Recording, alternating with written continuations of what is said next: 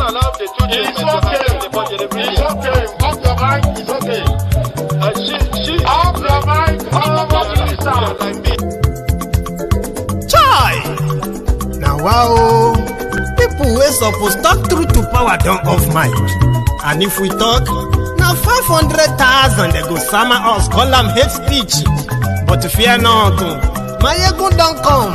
Ingo touchlight every corner, nooks and cranny of all these bad people where they spoil our country.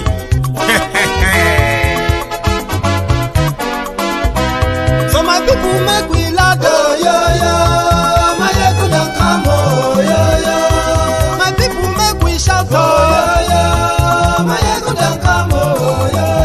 My ego don't come, man of the masses, oh, yo. My ego don't come, oh, yo. My ego politico, my ego don't come, oh, yo. This one not the off in mind, oh, my ego don't come, oh, yo. And in the touchlight every corner, oh, my ego don't come, oh, yo. Okay, some people be they holla say they want the power. Chai, them be promise us say we go get light and power. Nah. Them hustle sote they can't get the power. But now they know they do anything with the power. Every day, dollar just they get the higher power over naira. See them talk say make we off mind, but thank God say my ego don't come. So my people make you lie down, yo yo. My ego don't come, oh yo yo. My people make we shout, oh yo yo. My ego don't come, oh yo yo. My ego don't come, man of the masses, oh yo yo. My ego don't come, oh yo yo. My ego die the politico, oh yo yo. My ego don't come, oh yo yo. This one not the off in mind, oh yo yo. My ego don't come, oh yo yo. Person where they do evil, no one make person talk. Them say that my egun, that man too they talk. He too they talk. Say my egun diary, he they hot like pepper. But every day then they take money in bulk. Woman picking, they the street they hawk.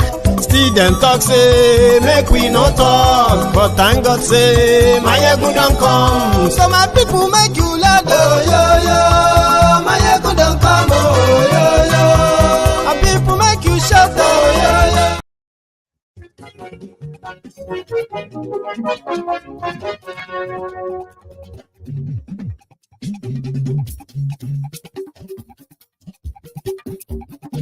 Ayegun la wa mo la mo dojojojo.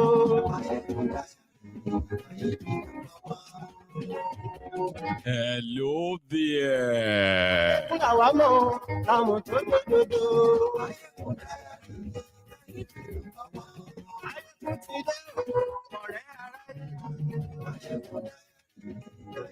Good morning to you, good afternoon to you, and good evening to you from wherever you are watching from.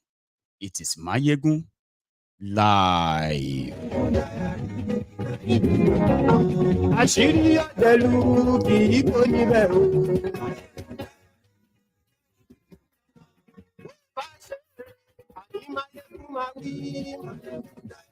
Share this broadcast. It is good to be back again.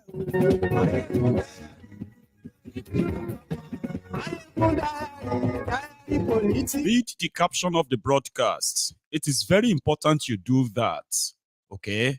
It will give you the idea of what this video is all about. Read the description of the video as well. That too will tell you more about other important issues that will be discussed in the broadcast as well. Please.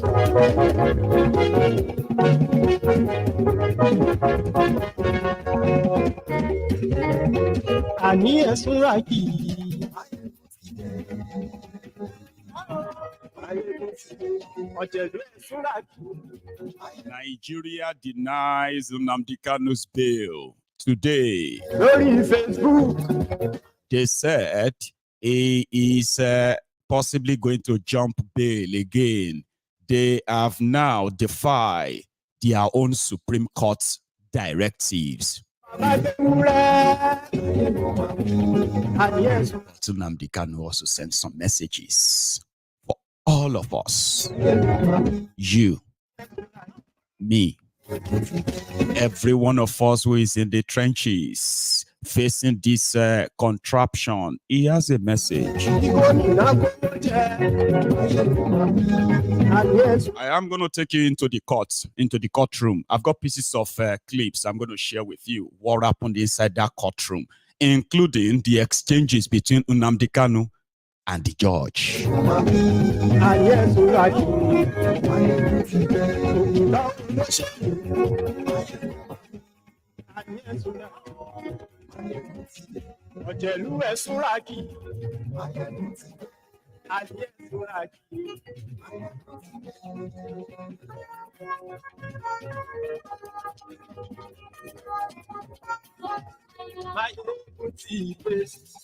Now, today, Gaba Life, tell them, Mayegun today.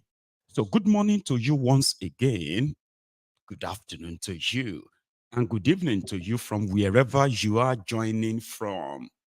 Of course, it is Mayegun Live. I know you probably have heard the news that the corrupt, rotten, divisive establishments in Nigeria that kidnapped Nnamdi Kanu 33 months ago, just 3 months to 3 years, that he has been locked up illegally, defying their own courts. So today, also defying their own Supreme Court that said Nnamdi Kanu did not jump bail. When the Nigerian army, Nigerian military, on the order of Buratai the Butcher, decided to go to his house and kill him before his day in court. That was what their Supreme Court said. Ladies and gentlemen, 33 months that they have kidnapped him. They have not been able to present one single evidence of the crime they are holding him for. They have done everything to try to create and manufacture evidence by sponsoring and funding the politically, mobilized terrorists that they called unknown gunmen.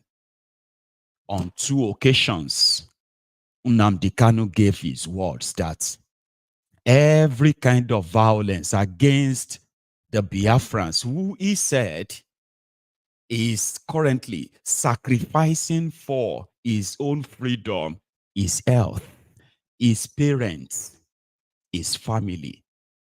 On those 2 occasions, it was completely rebuffed. So they kept manufacturing evidence. They created unknown gunmen. Yet, they are still unable to present one single evidence that Nnamdi Kanu instructed anyone or any group of people to perpetrate any act of violence anywhere in the name of IPOB.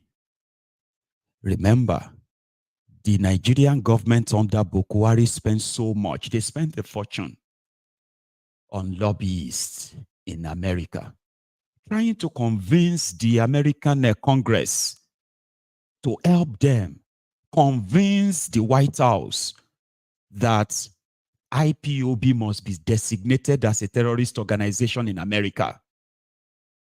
And all of that money came to zilch because there was no real proof or any evidence that IPOB is behind any violence. Not now. Because if they did have their evidence, they kidnapped Nnamdi Kanu for 33 months. And for those 33 months, they could not present an evidence that could at least convict him. They charged him for treasonable felony. They charged him for inciting the public against the government.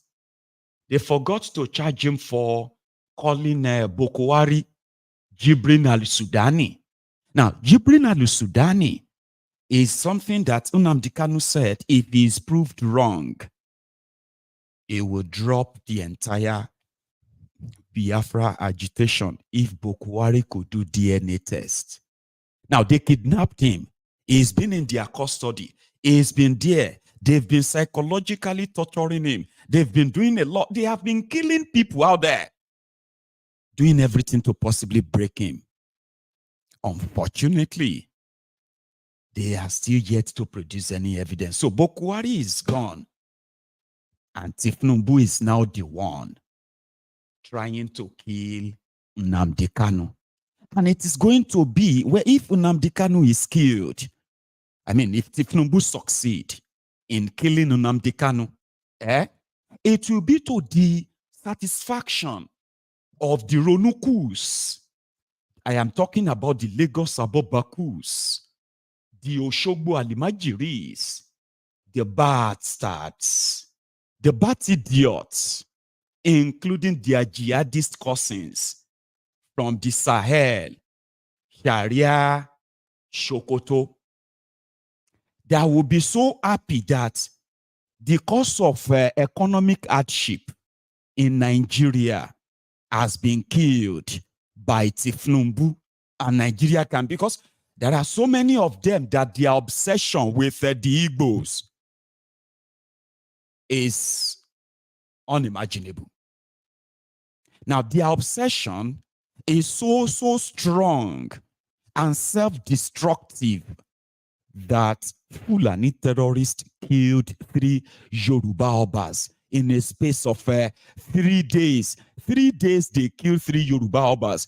No single rage. In fact, these Abobakus, these ass lickers, crumb eaters, crumb chasers, all risers, they were doing everything. They were overworking to try to manufacture something that is going to link it to the Igbo. Now, obsession, we can see it.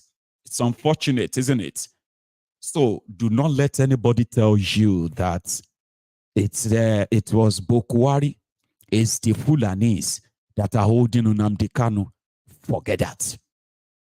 The person holding Nnamdi Kanu right now is no other person than the begotted, demented Tifnumbu, to the satisfaction of his own lieutenants. Don't ever forget that, and do not meddle in it. You see, those of you who like to stay neutral, nobody should be neutral in the face of injustice. You must remember that. You must never be neutral. In fact, when you claim to be neutral in the face of injustice, you have taken sides. And we can tell it is obviously not the side of the victims. It will be the side of the oppressors. And that's exactly where we are now. Okay? So Tifnumbu will be satisfying the bloodsuckers, the sewage dwellers in his own camp. And that's why we are going to go to their courts today. Now, in order not to waste much of our time, let's go see what happened inside that court this morning when Injustice Binta in Nyako decided to continue to detain Nnamdi Kanu in the custody of the DSS criminals that are indeed doing everything to kill him. And today, Nnamdi Kanu told everybody present. In fact, he actually spoke a lot today. You would have to kind of take your time to begin to look into all of what he said and listen. Nnamdi Kanu said, they are trying to wait till I am almost dead. Then they will release me so that I won't die in their custody. I will go and die maybe after a week, a month, or 2 months after they release me. He said they have denied him access to his doctors. They've denied him access to his medication. They've denied him rest on so many occasions. He said he has developed lumps. That means under his shoulder. He has developed lumps through different kind of physical torture and psychological too. on several locations just to their for their own satisfaction.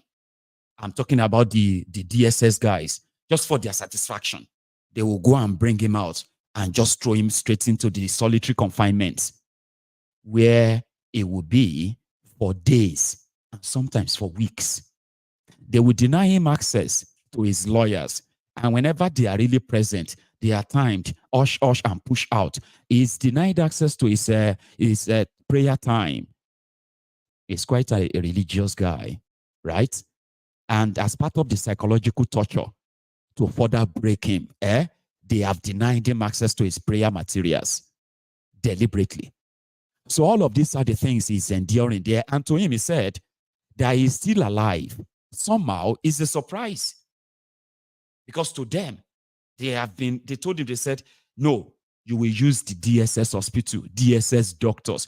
And even their own DSS doctors said, refer this guy to a proper hospital for a proper check and, like care on several occasions. And they have denied him all of that. So he confronted the judge inside the court today. He told her that, listen, except if you're also in on all of this, but does it make any sense? If you accuse me of something, do I not have any right at all being in your custody? Does this court not have any right to protect somebody who is in the custody of the state? And they are doing all of this. And every now and then we come here, we complain, you give order, nobody follow the order. I'll show you. But first, let's see the entrance when Nnamdi Kanu arrived in court this morning. Are you there?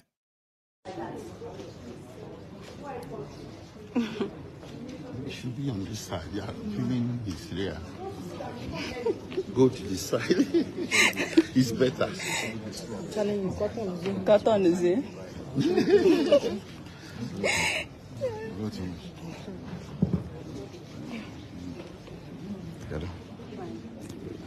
I don't.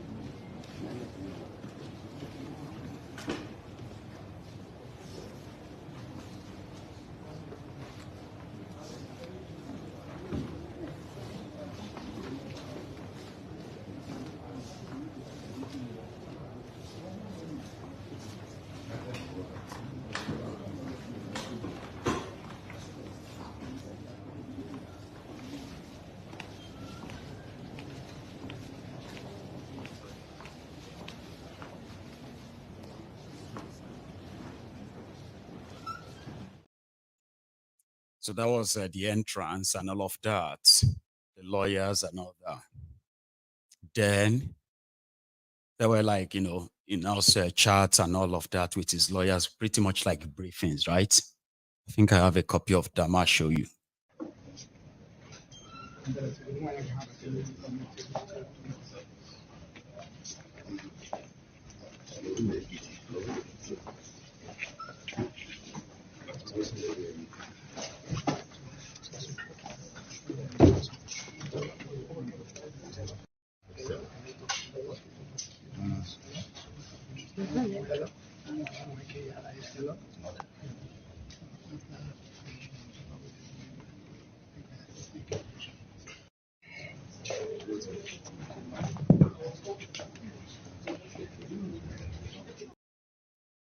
Yes. So it gets more interesting, right?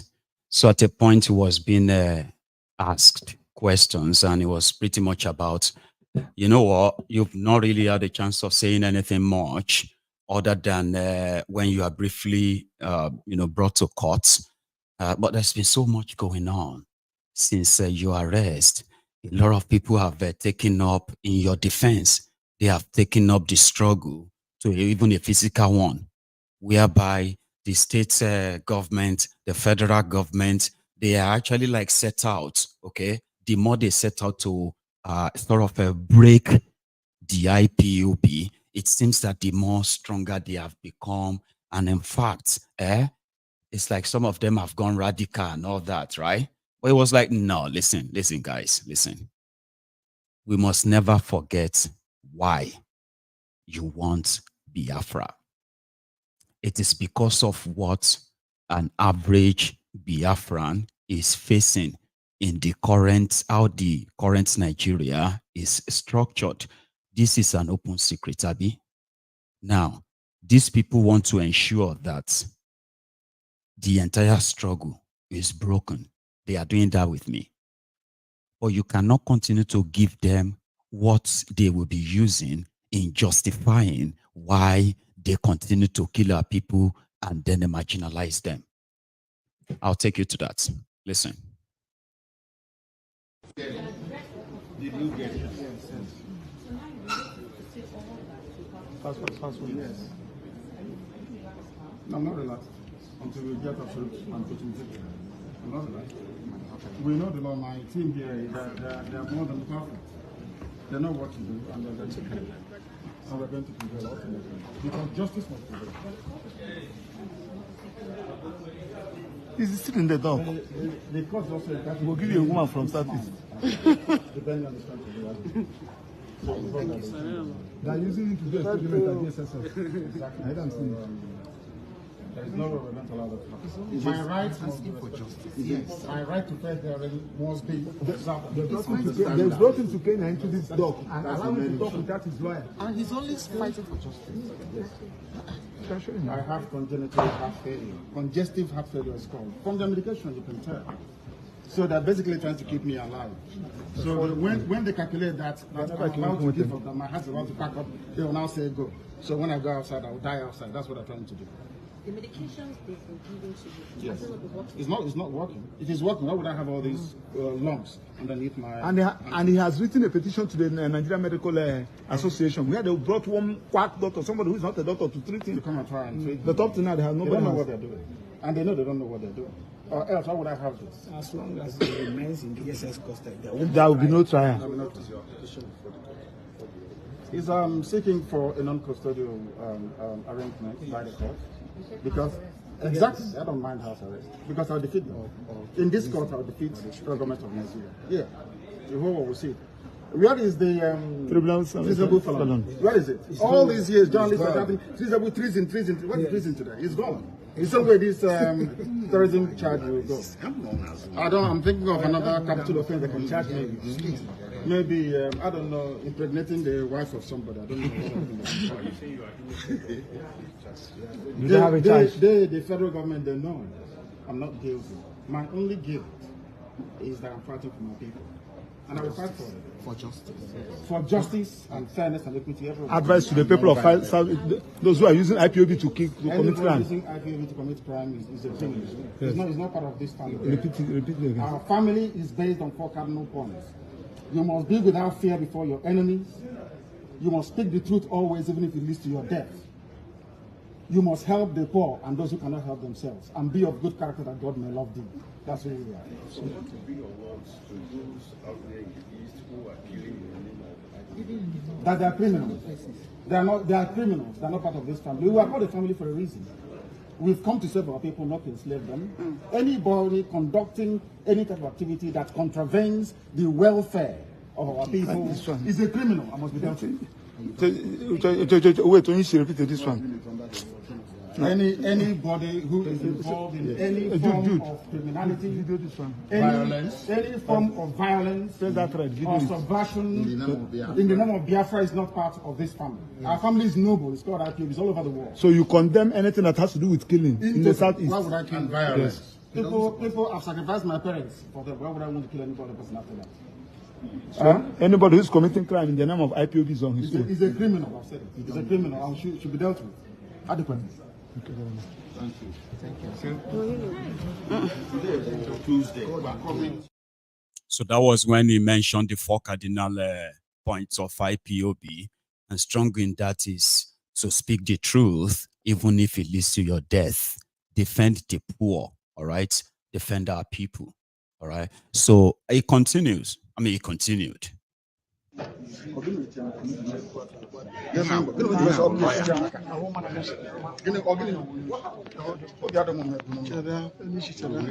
atụrụ mmadụ na-egbu mmadụ kwee n'ihi Biafra onye ahụ onye ohi ndị Igbo ga-enụ ntị onye ọbụla pụtara na-ezu ohi na-agba ama na-atụrụ ndị mmadụ na-eme ihe niile ndị a niile kwere n'ihi IPOB onye ahụ onye ohi ka IPOB ka we are here to fight for freedom, for justice, equity, and fairness. That's what we're fighting for. Nothing more, nothing less. And we cannot be cowed by anybody. We are without fear before our enemies. And we speak the truth always. I want all the journalists here arrayed to go and ask them, ask government of Nigeria, what happened to treasonable felons? Where are those charges today? From 2015. They've just disappeared because they have no evidence against me.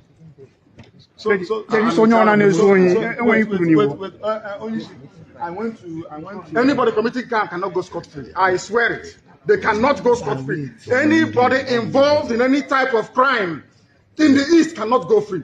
And they're doing it because I'm in DSS. That's why if I said no idiot can try this rubbish, and they know it very well.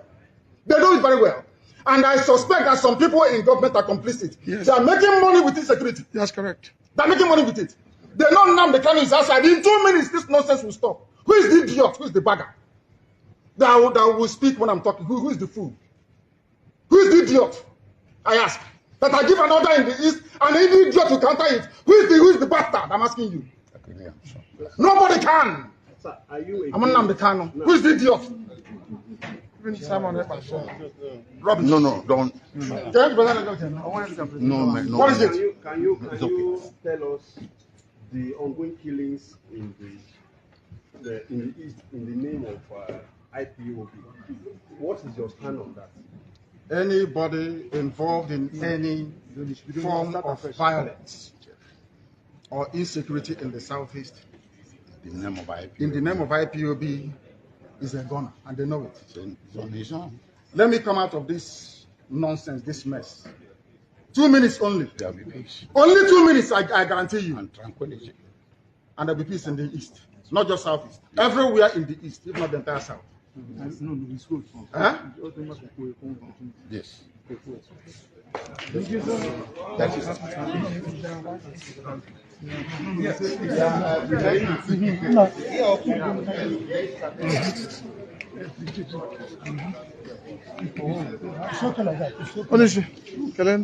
No, I want the hand. One year.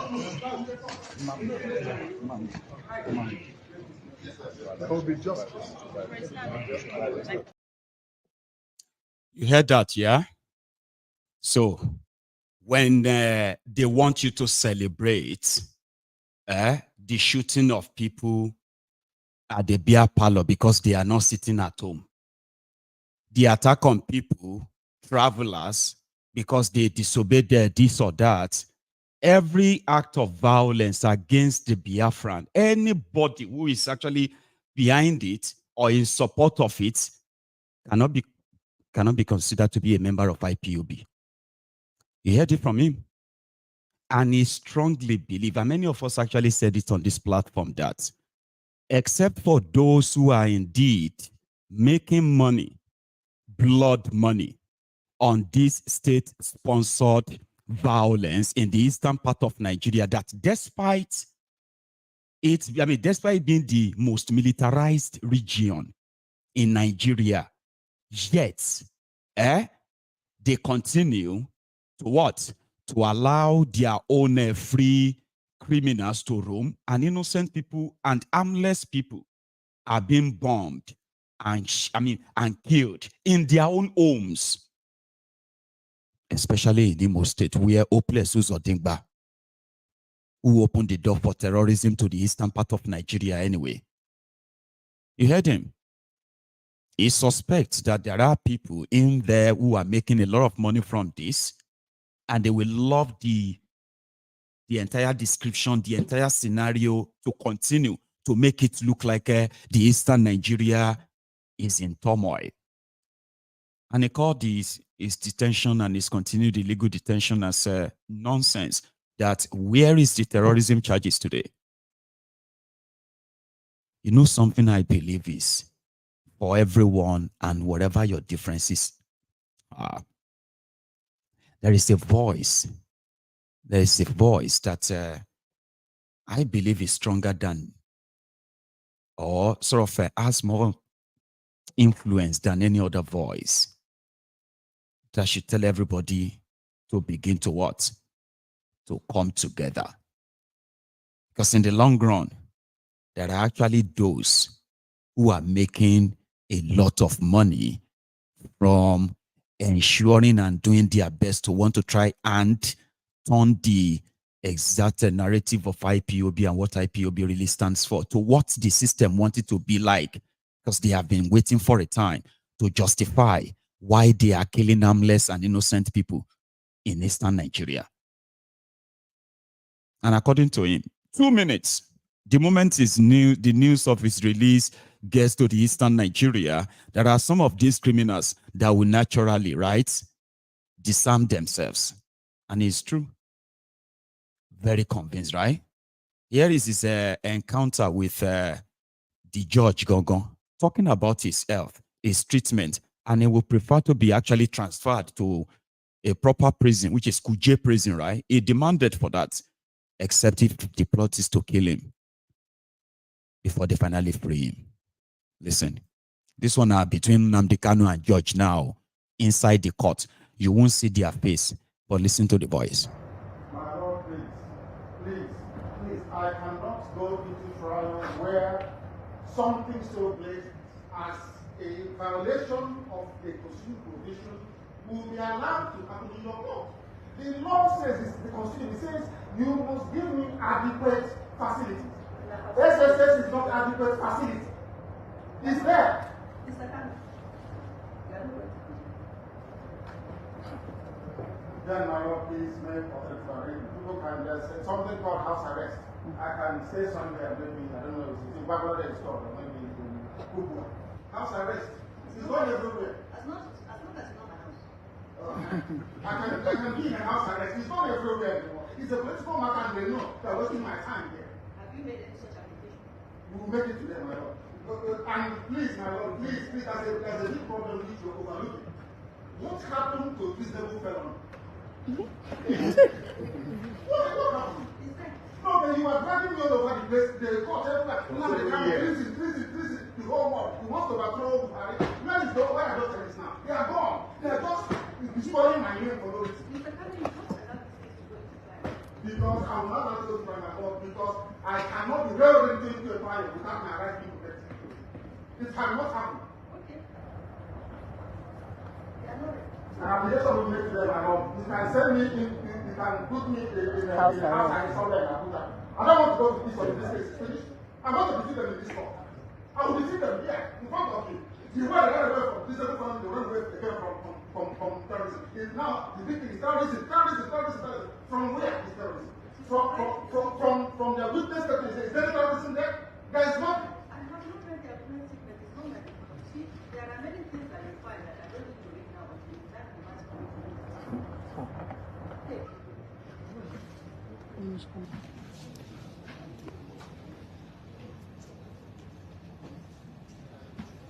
Onye du IPOB, o meriwo n'izu onire ya abakare mama bawora una bori meri Nnamdi win the war. Python that's 1, Python that's 2, now Python that's 3. Una bori meri Nnamdi win the war. Python that's 1, Python that's 2. Now Python that's 3. Una bori meri Nnamdi bu onye du IPOB, o meriwo n'izu mbiro ya abakare mama ndawora una bori meri Nnamdi win the war. Python that's 1, Python that's 2, now Python that's 3. Una bori meri Nnamdi win the war. Python that's 1, Python that's 2, now Python that's 3. Una bori meri Nnamdi win the war. Python that's 1, Python that's 2, Nnamdi win the war. Nnamdi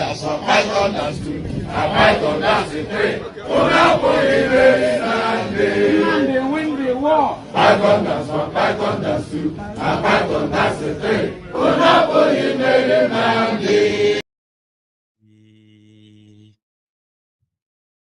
That was him in front of the judge. What he said before the court sat. He said the same thing to her face, right there. First, he asked, where is the treasonable felony charges in this anymore? It's gone, Abi. Now they are charging me for terrorism. Now they can go on and look for other capital charges that they will charge me for. I will defeat them in their own court. He said it to the judge. Or maybe like say you stay in front of somebody, maybe say one single phone call in a lawless country like Nigeria, she can pronounce and say, yeah, I jail you. And you are saying it to her face. I say, listen, look here. They have been holding me for all these years, Abi. Because they have nothing. They will continue to go back and forth and bring something back. But listen, I do not want to be under this DSS detention, guys. And the judge was asking him, so what would you want? Where would you like to be dead? Would you like house arrest? And he was like, yeah, house arrest is fine. You can put me in a house in Abuja. Something like that, And then he started with that, like, they are holding me here with nothing to say, okay, this is why we are holding him. But they now brought another one to say terrorism. You are charging me for terrorism. So I will defeat you in your own court. I like that. That's why I had to play that music, by the way. So what are the things he further told the media, especially about the intention of why they won't release him now? The reason why they don't want to let him go. He knows. Here. The court is also entitled to change its mind as well, depending on the strength of the argument. Thank you. So we hope that they'll change their mind. They are using it to do experiment at SSS. Exactly. So there is no way we're going to allow that to happen. My rights must be respected. It's important. My right to fair hearing must be observed and understand that. They brought him to Kenya into this talk and allow him to talk without his You were talking about your health condition. What exactly is wrong with you, sir? I have congenital heart failure. Congestive heart failure is called. From the medication, you can tell. So they're basically trying to keep me alive. So when they calculate that I'm about to give up, that my heart is about to pack up, they will now say go. So when I go outside, I will die outside. That's what they're trying to do. The medications they've been giving to you, has it not been working? It's not working. If it's working, why would I have all these lumps underneath my... And he has written a petition to the Nigerian Medical Association where they brought one quack doctor, somebody who is not a doctor, to treat him. To come and try and treat me. But up to now, they don't know what they're doing. And they know they don't know what they're doing.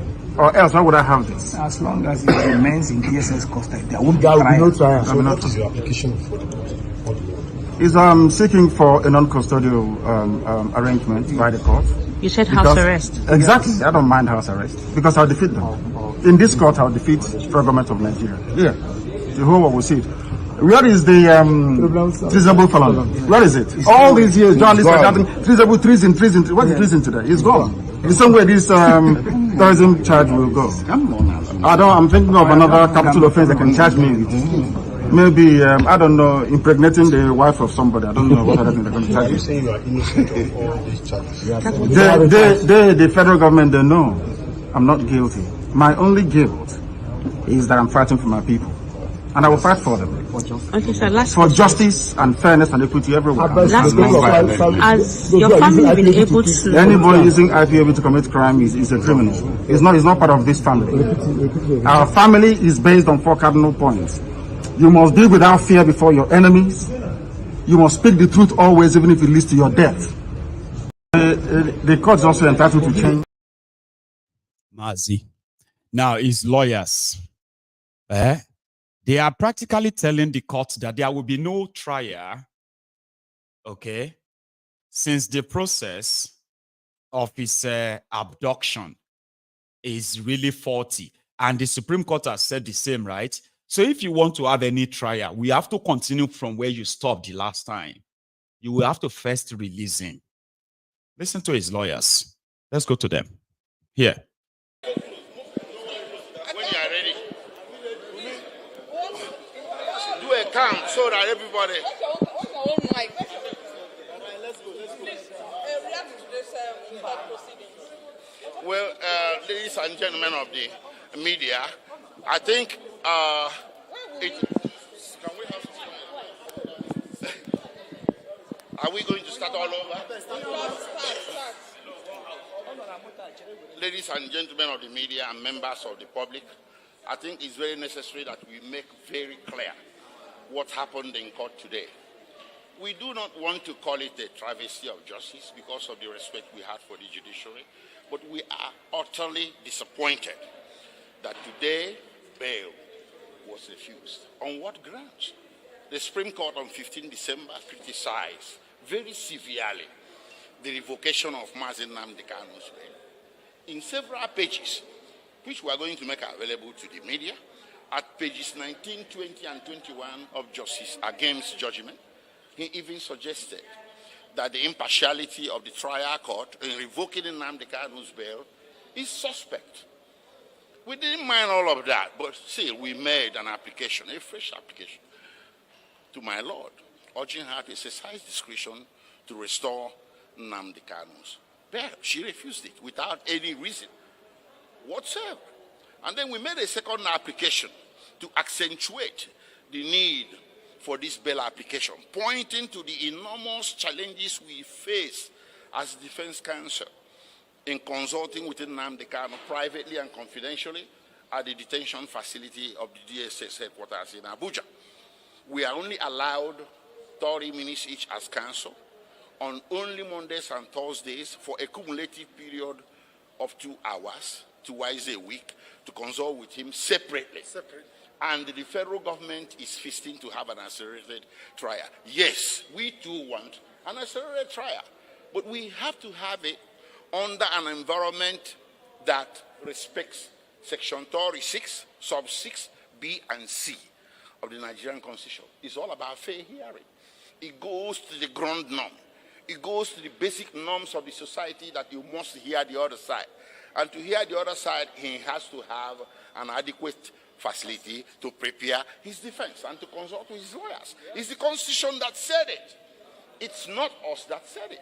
So we came to my Lord with an application and said, listen, it's impossible for us to conduct this trial under this atmosphere of interference with his right to counsel. They eavesdrop on our conversations. In the little cubicle room of 10 by 10 where we consult with Mazi Nnamdi Kanu, they have secret listening devices and secret photographic and videographic devices. They listen to our conversations secretly, they take our secret photographs, and we adduced this evidence before my Lord. They confiscate our legal documents. They don't allow us to take notes. Pray. You may be lay men and lay women. The general public may not be lawyers, but is this fair? How can you have trial under circumstances like this? It's not possible. So we are not stalling. It is the federal government that is stalling. We can't take notes. So what is the essence of it? We cannot prepare him adequately. We cannot talk with him. We whisper. We put our lips to his ear. We talk sotto voce, and so on and so forth. So this is the essence. This is what happened in court today, where justice was turned upside down when our 2 applications that go to fair hearing were refused. But we are going to bounce back. There are more applications to come. Are you going to appeal on this ground? Yeah. You heard that. There is more. There is a reason why, because I want you to keep following them like, piece by piece by piece of what is going on. Here, the other lawyers. What happened today is an act of Federal High Court overruling the decision of a Supreme Court. I want you to get it right. Because the Supreme Court said Nnamdi Kanu never jumped bail, that the court ought not have revoked that bail on the application of the violator of his right, that is the federal government. You cannot benefit from your own wrong. And we thought that the Supreme Court would have exercised its power under Section 6 of the Constitution to make a consequential order directing that Nnamdi Kanu should be released. But they directed that the trial should be continued here, and we should make an application. Of course, we ought not have made any application. Court should have exercised his power discretionary and released Nnamdi Kanu. That they never did. Then, secondly, which is the most fundamental, I had been going there to visit Nnamdi Kanu. They never allowed me to exercise my right as counsel to Nnamdi Kanu. And my right was violated. I took DSSS to Federal High Court. Federal High Court warned DSSS, ordered them to apologize to me, and ordered that they should pay me 5 million naira for close to 2 years now. They have not paid that money, and though I just allow it, that's why I have not enforced it, because 70% is running on top of it. Nobody has appealed against it. So now we filed the same application before the court. It's in the court file, asking my lord to prove that we are not free. Where court has even taken judicial notice of that, but all to no avail. Now the court said that we should apply, since we cannot transfer Nnamdi Kanu to Kuje prison, stating that there is no security at Kuje prison. So that we are now applying that Nnamdi Kanu should be detained, should be remanded in a private house. And we are suggesting Abia State Government House or Abia State Liaison Office. So that is the application. So that is it. I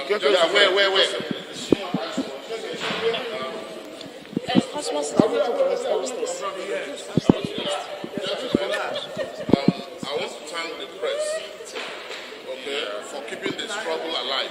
Yes. Now, I must tell us something.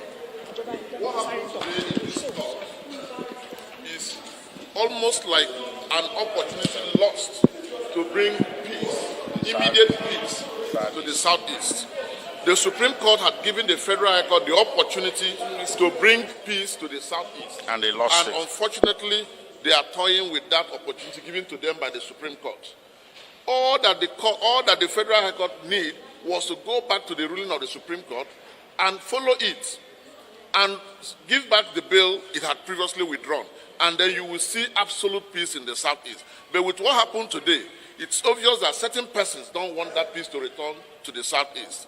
And we are imploring members of the public to please continue to interrogate the reason why the Supreme Court judgment of 15 December 2023 will not be complied with by a Federal High Court. Yes. We need a Federal High Court to simply obey the orders of the Superior Court.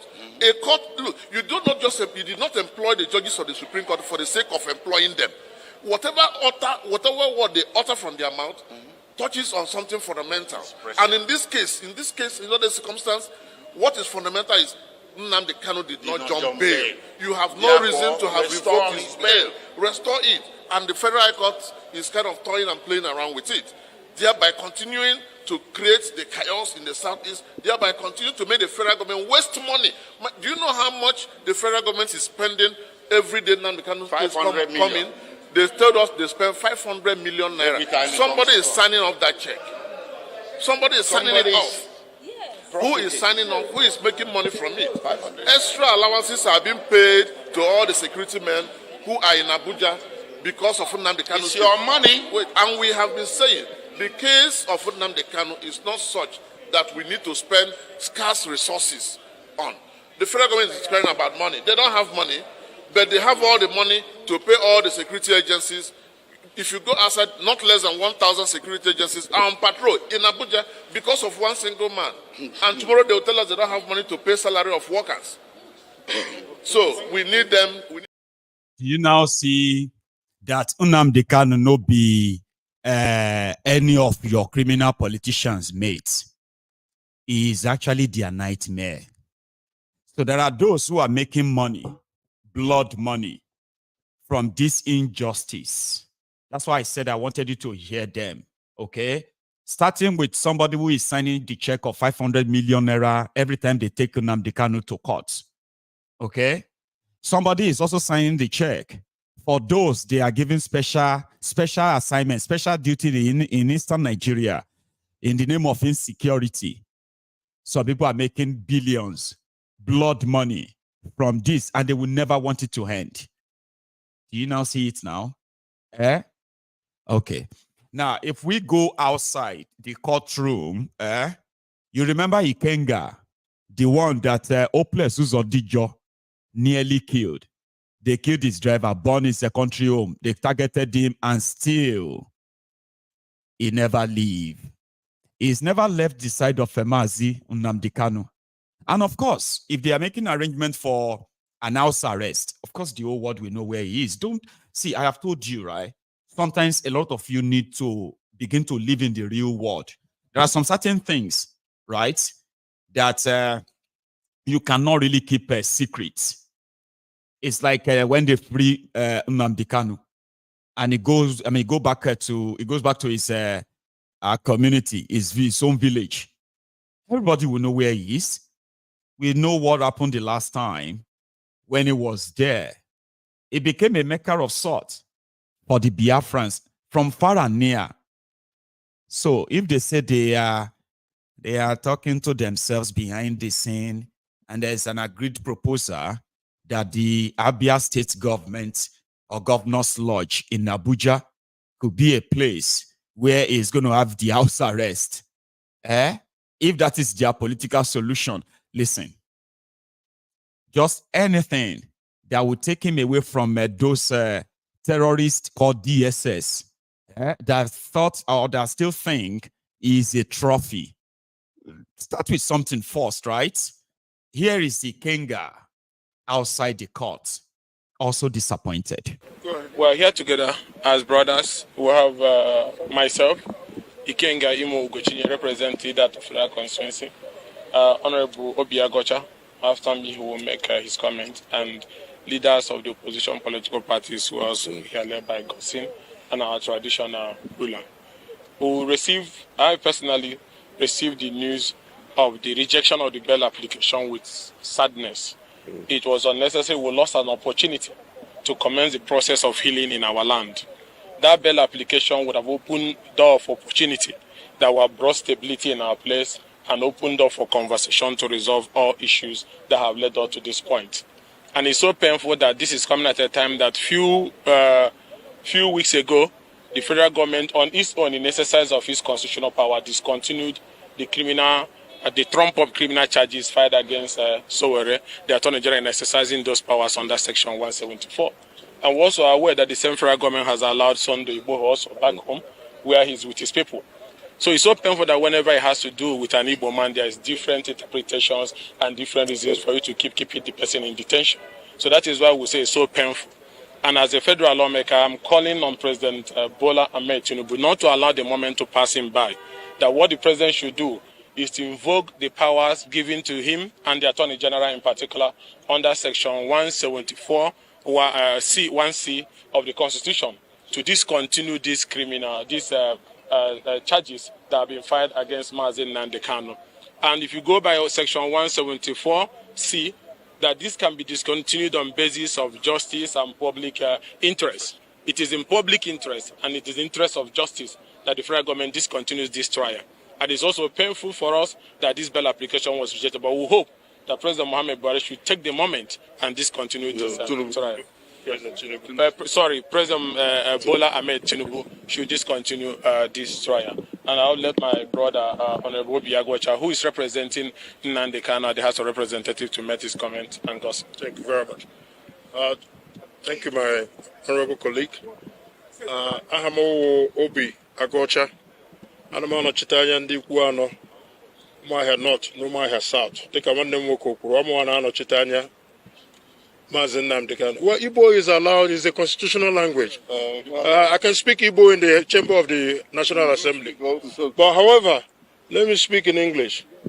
It's very sad, like my brother said, that there are two separate rules, one for other Nigerians and one for the Igbo man. Nigeria appears to still be in distrust and uncomfortable with the Igbo man. And all the Igbo man wants is, full development and aspirational goals for all persons, regardless of, ethnicity, religion, or gender. We are very saddened about today. Like my brother said, this is a great, unique opportunity that has been missed, that would have been the basis for peace and reconciliation in the Southeast. all the agitations that are happening in the Southeast, all the crime and criminality, banditry, kidnapping that are happening in the Southeast is because of the continued detention of Mazi Nnamdi Kanu. A lot of people are using his name to commit all these crimes and criminality. The peace in the Southeast or peace in Nigeria cannot go anywhere without the unconditional release of Mazi Nnamdi Kanu. The government cannot miss this opportunity, but we are very optimistic that by the next hearing, as the judge said, that one, he will be granted bail. He hasn't committed any crime in this country that will continue to warrant his illegal detention. So we are calling on the government of President Ahmed Tinubu to do the right thing and not be held hostage like the former President Buhari did because of his own personal bias against the Igbos and against Mazi Nnamdi Kanu. So I'm calling on all Igbos, wherever they are, to remain calm. This man will walk away free one day to the glory of God. Thank you.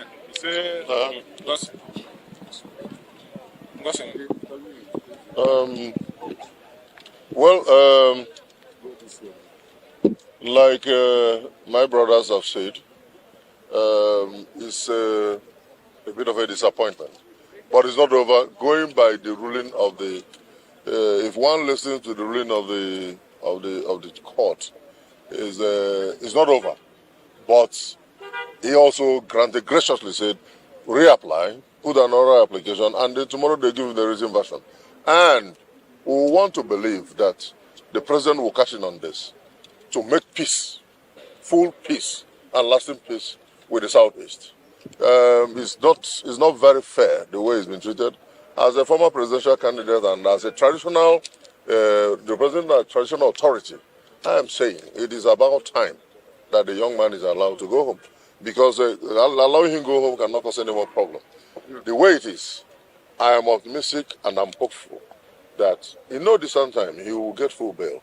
But going by the directives of the court is neither, because the judge refused to take him to Kuje prison, and they said there are other places that he can be taken to. So it's like halfway home, and we believe he's going to return, and to the glory of God, and to peace. You heard all of that. I don't need to make any repetition, okay? Here, on a final note, before we go to the next thing, Mazi Nnamdi Kanu confidently says, except there are those who are actually making money from this insecurity, he strongly believes it remains the key to peace in eastern Nigeria, at least for a start. And they know it very well. They know it very well. And I suspect that some people in government are complicit. They are making money with insecurity. That's correct. They are making money with it. They know Nnamdi Kanu is outside. In 2 minutes, this nonsense will stop. Who is the idiot? Who is the bagger? That will speak when I'm talking. Who is the fool? Who is the idiot? I ask. That I give an order in the east and any idiot will counter it. Who is the bastard? I'm asking you. So, sir, nobody can. Sir, are you against? I'm Nnamdi Kanu. No. Who is the idiot? Form of violence or insecurity in the southeast in the name of IPOB is a gun, and they know it. Let me come out of this nonsense, this mess. 2 minutes only. Only 2 minutes, I guarantee you. And there'll be peace in the east, not just southeast. Everywhere in the east, not the entire south. Huh? Onye du IPOB, o meriwo n'Ndizu, onye ya abakare, mama dawora, unapori meri Nnamdi win the war. Python dance 1, Python dance 2, na Python dance 3. Unapori meri Nnamdi win the war. Python dance 1, Python dance 2. Na Python dance 3. Unapori meri Nnamdi bụ onye du IPOB, o meriwo n'Ndizu, mbiro ya abakare, mama ndawora, unapori meri Nnamdi win the war. Python dance 1, Python dance 2. na Python that's a three. Unapoyi Mary Nnamdi. Nnamdi win the war. Python that's one, Python that's two, and Python that's a three. Unapoyi Mary Nnamdi. Nnamdi win the war. Python that's one, Python that's two, and Python that's a three. Unapoyi Mary Nnamdi. Nnamdi win the war. Python that's one, Python that's two, and Python that's a three. Unapoyi Mary Nnamdi. Nnamdi win the war. Python that's one, Python that's two, and Python that's a three. Unapoyi Mary Nnamdi. Thank you. Now the court has adjourned till 17th of April next month. Another 30 days or thereabouts. So we'll see how that goes as well, or what will happen even before then. Let's go to the next one. A few days, or was it last night, right? I shared with you the governor of Sokoto that was eating Ramadan, breaking Ramadan iftar, right? Breaking Ramadan fast with a boy beggar or a beggar boy. I don't know how to put it. But it was like a Almajiri boy. And he took a spoon, drank from the sachet water, the pure water, and then the camera took it, and all of that was like, oh, great, 7.5 billion naira feeding money.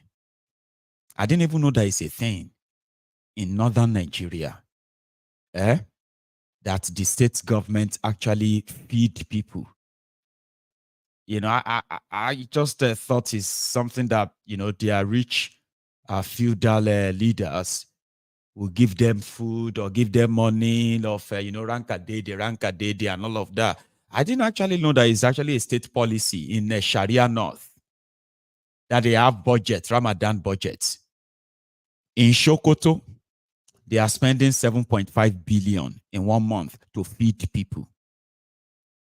In Kano, they said in 2022, they spent 220 million naira to feed people during Ramadan. In 2023, they spent over 600 million. Oh, Baba, that was the last time Gandola, the Babariga mobile banking CEO of Kano, the last Ramadan with Gandola. Then this new one came in. The Kwakwan sub people. They believe, from what we have now heard, to feed the poor people, to feed the people for Ramadan in Kano for a month this year, will now cost them about 3 billion naira. But again, any saka everybody can give for now, but I just never expect, I didn't expect it. That is actually a state policy where about free money in here. They can just say, okay, yeah, we have spent 6 billion. How are you going to say they don't spend 6 billion? Where everybody they show, they take pictures, see that they chop, that they give them food during Ramadan. Food sharp plenty for that side for now, and Peter Obi too. Now I've just been told that Peter Obi is on tour of some states in Nigeria to share the Ramadan moment with them. He even fed a boy in Yaya Mosque yesterday. Yeah, compilation yesterday.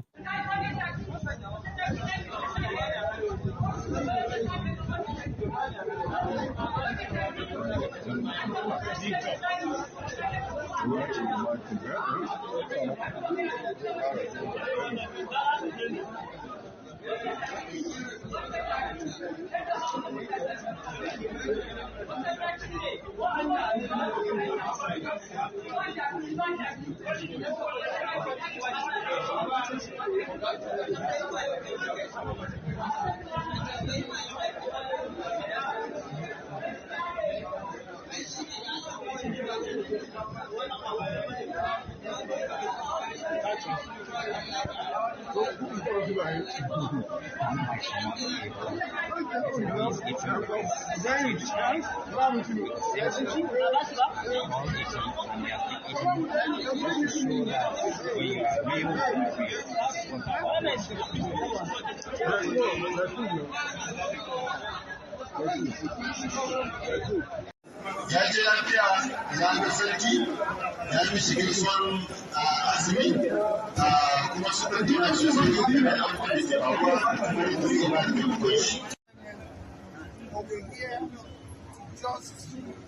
be able to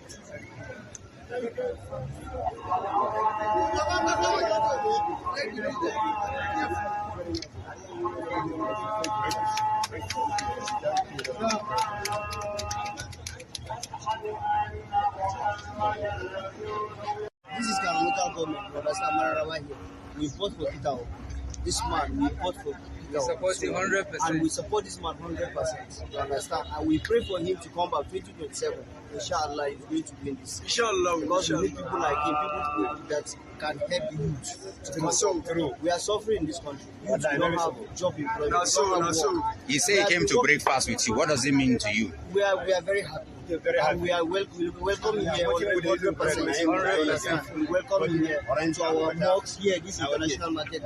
You understand? So we welcome him and we thank him for coming. A wonderful visit to us. At least nobody can fault that. For those who know Obi very well, a lot of Igbos have a little bit of reservation for him for his philanthropic investment in northern Nigeria for years now.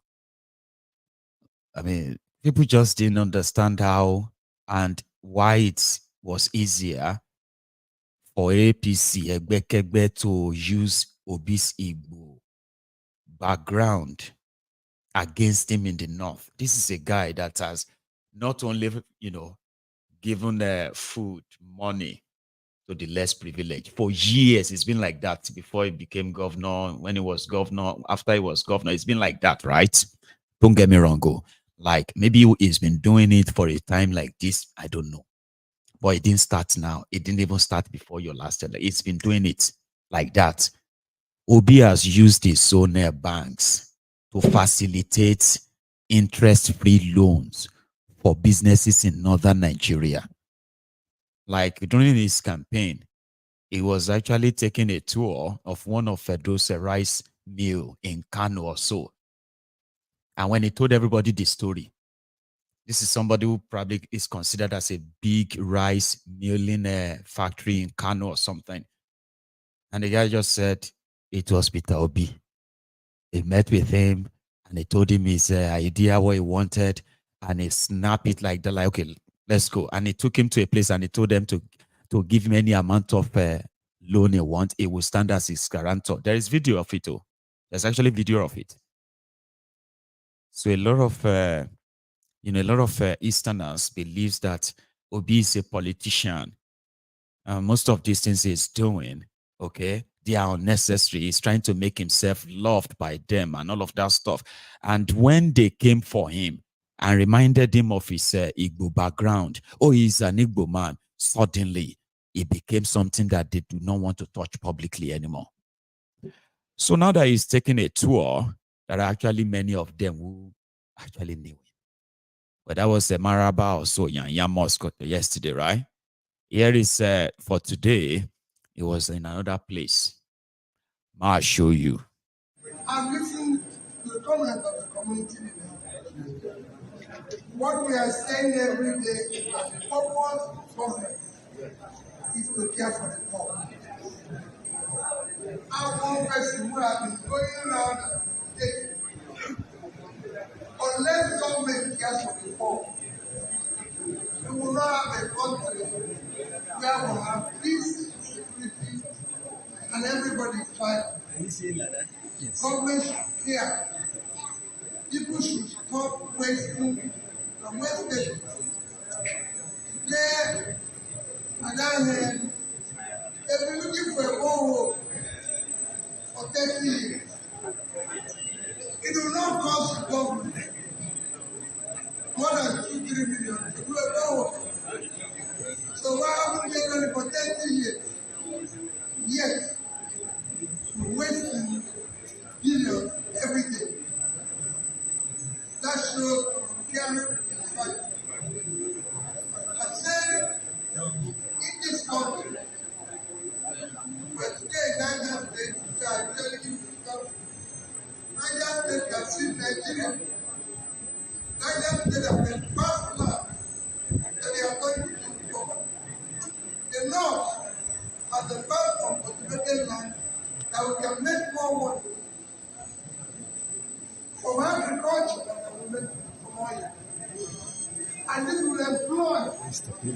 right here in United States, in this mosque here, providing a borehole and a water system. They've needed this for the last 30 days. So they're so excited to listen to you right here in the mosque here, just as part of this philanthropic activity and tour around the country. I'm a Christian. I'm a Catholic. You go to Dubai. The Catholic Church in Dubai will give you the idea of Dubai. You go and see this before. You enter the land and build it. The Christian or the new church. And on and on and on. So he gave them a water system, borehole, which they have been praying for the past 30 years. And in appreciation, listen to them. Somebody said MKO Abiola did more than that. Waiting then do am.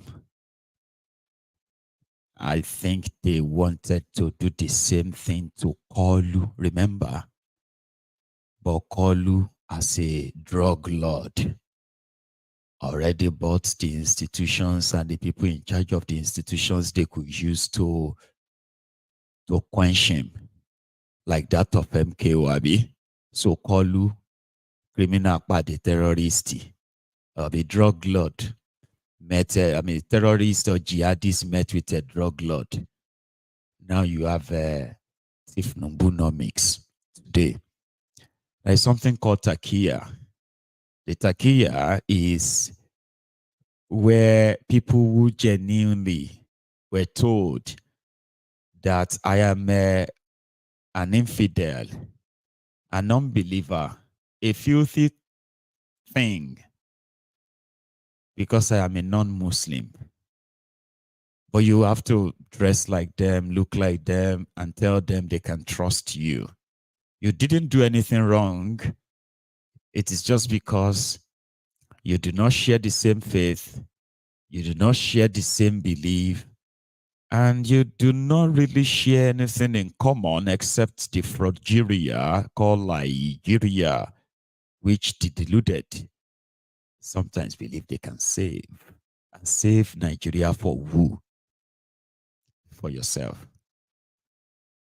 No, you can't anyway. So yes, there's something called Takia. Takia is to make you believe that they actually respect you. In fact, we actually love you. Oh, we really, really like you.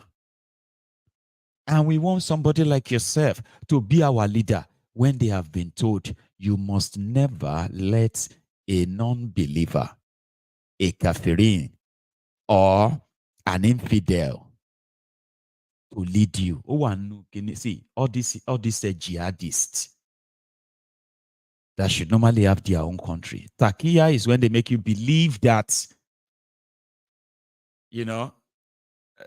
all those things don't really matter per se, but they do matter. They will kill you for it. And I'm not trying to make you hate yourselves. I'm only pointing out those who have been using that hatred that you all have for yourselves. Christians, Muslims, Christians. And all of us, we don't even get any religion. We serve the collect. But in appreciation, listen to them. Thank you. You, inshallah, will be our next IDP, inshallah. Because of since the time when IDP controls this country up to now, you don't see a person when you look the poor people like you. Please and please, Mr. President, inshallah. Inshallah, even the election money pass. If you go on the election money pass, they see how our court for this place. Inshallah, we will try. That's the one we do with you. You are welcome. You are welcome. I just want this for you, please, Mr. President. I don't think you're big too, very close to you. So the day where you will be for president, maybe I will start to remember you. Don't forget our environment. So I'm village here. I'm village here. I think killing has everywhere. It's not killing. It's a present. That is. And yes, you win elections. I know. Inshallah. Inshallah. Mr. President, I pray for you. I'm very happy to see my youth. They follow me because of this morning. It's got to up and down.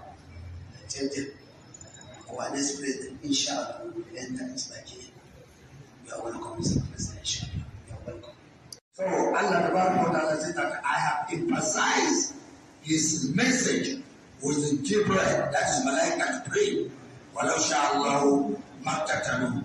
Suppose Allah Ta'ala will, people, they could not have, they could not fight one another.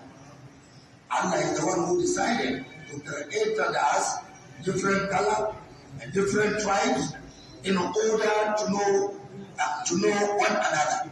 There is a chapter or verse in the Holy Quran where Allah Ta'ala is saying, Ya ayyuhan nasu, inna khalaqnakum min dhakarin wa untha wa ja'alnakum shu'uban wa qabaila lita'arafu inna akramakum inda Allahi atqakum.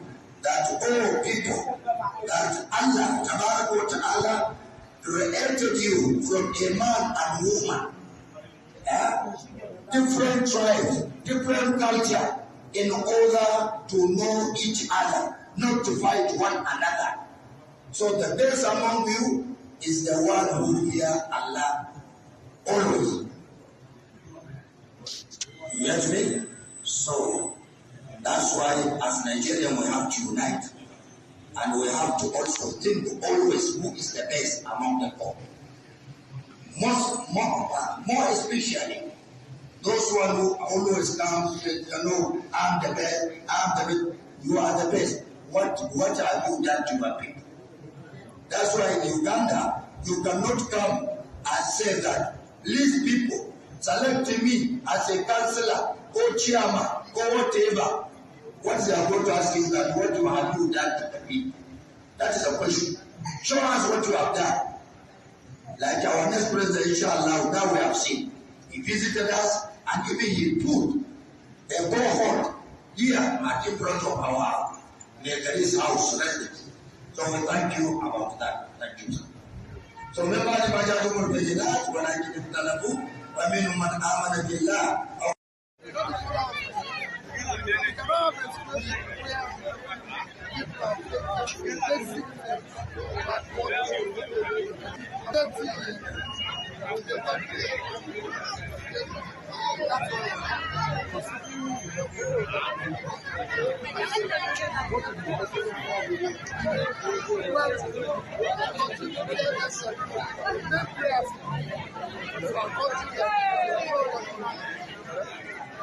And then we all join together in a city of where we have peace, do the country near government gets and provide the ability from the level of the That transmission line is a super highway.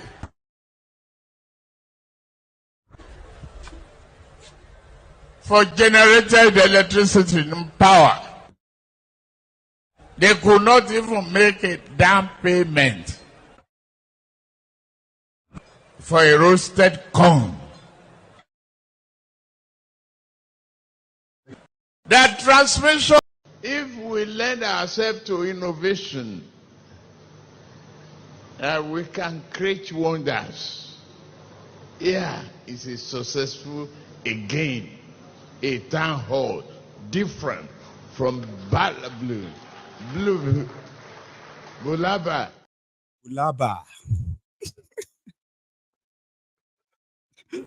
Oh my God! I just got some.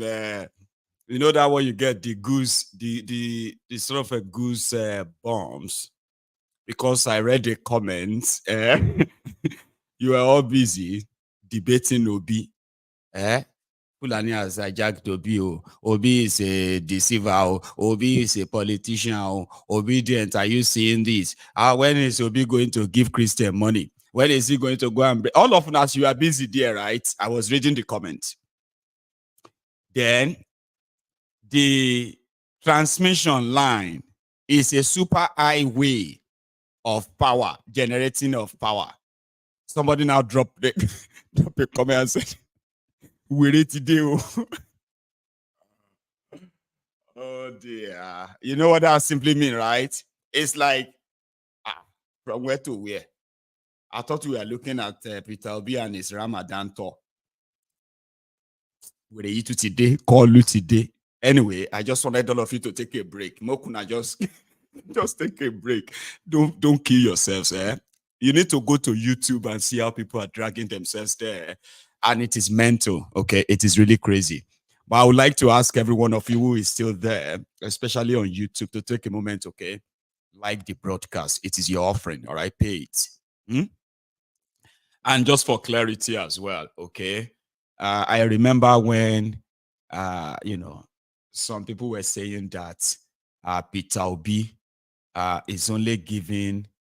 You remember when Peter Obi was giving some of these medical centers, these schools, orphanages, and all of that across the south, especially in the southeastern part of Nigeria. And they said he has been, after this election, he has been giving 5 million only to people and schools in eastern Nigeria and in southern Nigeria.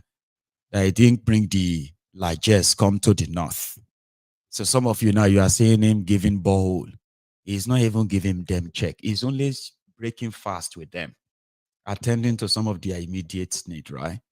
And now once now one choke yourself to death in the comment section. So that's why I had to bring in Kolu, main break all of una fight. When you hear his voice, una go leave una say, what be that? He said, Kolu ke. Abolori brukuni Kolu ni. Who is it? You will leave yourselves. And I believe some of you have left yourself. Now you are now typing laughing emojis. Meanwhile, a lot of you are already writing a whole novel. Because una de takuna self, them kuna sha de take am easy. Here you get. Calm down. So take a moment and like the broadcast if you haven't already. Okay? So the reason why I had to bring Kolu to you is because, listen, there are obedience that strongly believe in Obi. See, if you are somebody who strongly believe in Biafra, or you are somebody who strongly believe in Yoruba nation like me, you will have to learn how to respect those who also believe in Obi. You just have to. But what about those ones we believe in Tifnumbu? That's also up to you. You can respect the people behind your quick death, because that's what they are all after. Those who are enabling them. You see, why I said you will need to learn to respect them is that they themselves have also taken the establishment to the cleaners, and to us who believe that it's a pure waste of time, a total distraction, and all of that, right? To us, it is true, it is a distraction. But, Baba, like many of us and what we believe in, they have taken up the battle with the establishment. And so far, the establishment, the obedience, everybody came back with bloody nose. And that is unusual. So you have to respect them, because I like the norm of the enemy of my enemy. We can be friends. There is something that unites all of us. They hate the current establishment. They hate the current system that exists in Nigeria. The one that has made me and you to detach ourselves from everything in Nigeria. So they are fighting the system that we are fighting. Now the different fights. I'm not saying you should agree with them. I'm saying you need to respect. In fact, if you have not been respecting them, simply because you believe that they are this distraction to the Yoruba nation, distraction to the Biafra, I'm going to say it to you now. It might be due to your naivety, because all these things are connected. We told people, especially last time, I said, allow them to go and have the experience. Experience, they say, is the best teacher. When you tell a child not to put finger in the fire, and they continue to cry and fight you, let them put the finger in the fire. If they are, if he is burned, you will need not much energy next time to, you know what I mean? A lot of them, 2 years ago, the Obidient, they were so naive that they believed that the rigged, corrupt system in Nigeria has boxed itself to the corner. They cannot escape this. Technology is going to make Nigeria election better, until a lot of them now came back with the lifetime experiences. Tell them about next election now. They will fight you. But there are still those that haven't really learned much. I get it. Give them time. Time is the most powerful tool that a lot of people probably don't even know how to deploy. Life is a teacher, my dear brothers and sisters. The moment you have more of them who came back with that disappointment, they will come to you. Mayegun, can you believe that? What kind of a country is this? I went there to go and vote. Can you believe it? I say, I know. Sorry, come here. Come for a record. Remember, I told you not to waste your time. I know, Mayegun. I'm so disappointed. I will never, you know what I mean? Like, be the shoulder they can cry on. Because everything will end in tears. Do you understand? But one unforgivable sin in the face of injustice or fighting injustice, one unforgivable sin is never trying at all. Try, fail, try, fail, try again, fail, rise again, fall, rise again, do it again and again, until you get what you want. But not trying at all is absolute disaster. So let them try how they feel. When the Obidient see the revolution now, they come like everybody go come out. Those will get fork for inside the pocket will come out. Those will get knife will come out. Those will get pencil go open the cover, sharpen the pencil. They won't stab themselves. Why? Obi is this, Obi is that. Showore is this, Showore is that. You will come see the two of them inside the market space fighting Gidigbo, and I will just be like, They don't pop champagne on top this orders head. Mayegun is Showore. You need to talk to Showore. Mayegun, you need to talk to the Obidient. He's the Obidient. Which one I will come talk to now among you? Hey, you, come. What is the problem? They don't respect Showore. No, it's Showore that doesn't respect Obi. Because of that, you this, yeah. I say, okay, hang on. You guys are fighting the same enemy. You are the victim of the same system. But here you are. You cannot even tolerate yourselves. How do you fight the people who enjoy you being divided? How do you even fight and win? And that's why the Mayegun's Diary Political is a melting pot. The choice you make are yours, but you will never act without. You can never act on anything and claim ignorance. Oh, I didn't know.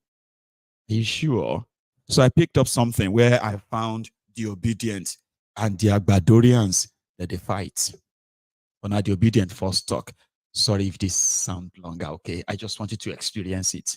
Have you seen them explaining their beliefs and all that? They can't go meet the crop of a mad people. The Agbadorians are mentalos, right?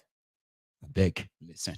Now Obidient, they talk so, and then it will go lead to fight. It could lead to another one. On top this contraption to real long. For 5 seconds. Outside of Peter Obi and probably Dati Ahmed, can you name one other politician? hardcore, long-time establishment politician in the Obidient movement. You cannot find one person. Why? It's a new breed of Nigerians getting involved in the political space for the first time. Yes, there might be some immaturity. There might be sort of this, let me call it youthful exuberance, which you expect, which I even love, right? When you talk about participation in politics, from the PVC drive, people swelling up the polling stations, polling booths to vote on election day, people volunteering, grassroots activities. So there's a lot of beautiful outcomes we've seen in the last 2 years with regards to political participation. Of course, a lot of these new developments come with negatives, which I will not be dishonest about. Yes, would you find some of the aggressiveness that's more than usual in the political chatter space? When you talk of ground aggressiveness, we don't have that. We don't have thugs with sticks, that burn shops or kill people or maim like you have with many other establishment politicians and how they cling on to power. But again, it's going to be an evolution. And I'm saying this because I like to be very moderate in my approach to politics. For me, it's live and let live, right? When you talk about the fact that a gentleman said Peter Obi will never amount to nothing, he said all sorts of uncanny prayers. I don't know if your father is a herbalist or your mother is a juju priestess, but I'll say this to you, right? You're spot on wrong. Buhari ran 3 times, cried on TV, threatened violence, promised to tear down the building, and eventually became president. You have to give it to him. Anything in Buhari's story, you have to take the fact that he's a very dogged guy, determined, and there's a lot to admire about him. Different from being a very bad president who mismanaged Nigeria. But I'm saying this because a lot of people promised us 4 local government areas when the elections kicked off. A lot of people like myself were laughing, looking at Nigeria as an experiment and saying we will shock the political establishment. A non political, what I call it, establishment without a head office, without even a party that we adopted that could brag of one state governor or one senatorial seat, muscled 6.9 million allocated votes, because we got way more than 6.9 million when you count Rivers State and some of the other states that they dragged from our column. But that aside, elections are over. 6.9 million votes for a first-time candidate is no beans, right? You have to give it to Bats. He did all of his ground game, invested time, energy, resources, formed alliances, but then we still give APC and PDP a bloody nose. So it will be juvenile for you to sit there and say, oh, these Obedients are, irrelevant. They can't cause any political disruptions. You just have to be, delusional to even think that. But again, that aside, a lot of beef. People have Obedience. You have to understand where we are as a country. Forget party labels. APC, PDP, LP, ADC. Nigeria is in a bad place. The last 9 years, many people on this stage or space would admit Nigeria has not gone in the best direction, given our resources and enormous potential.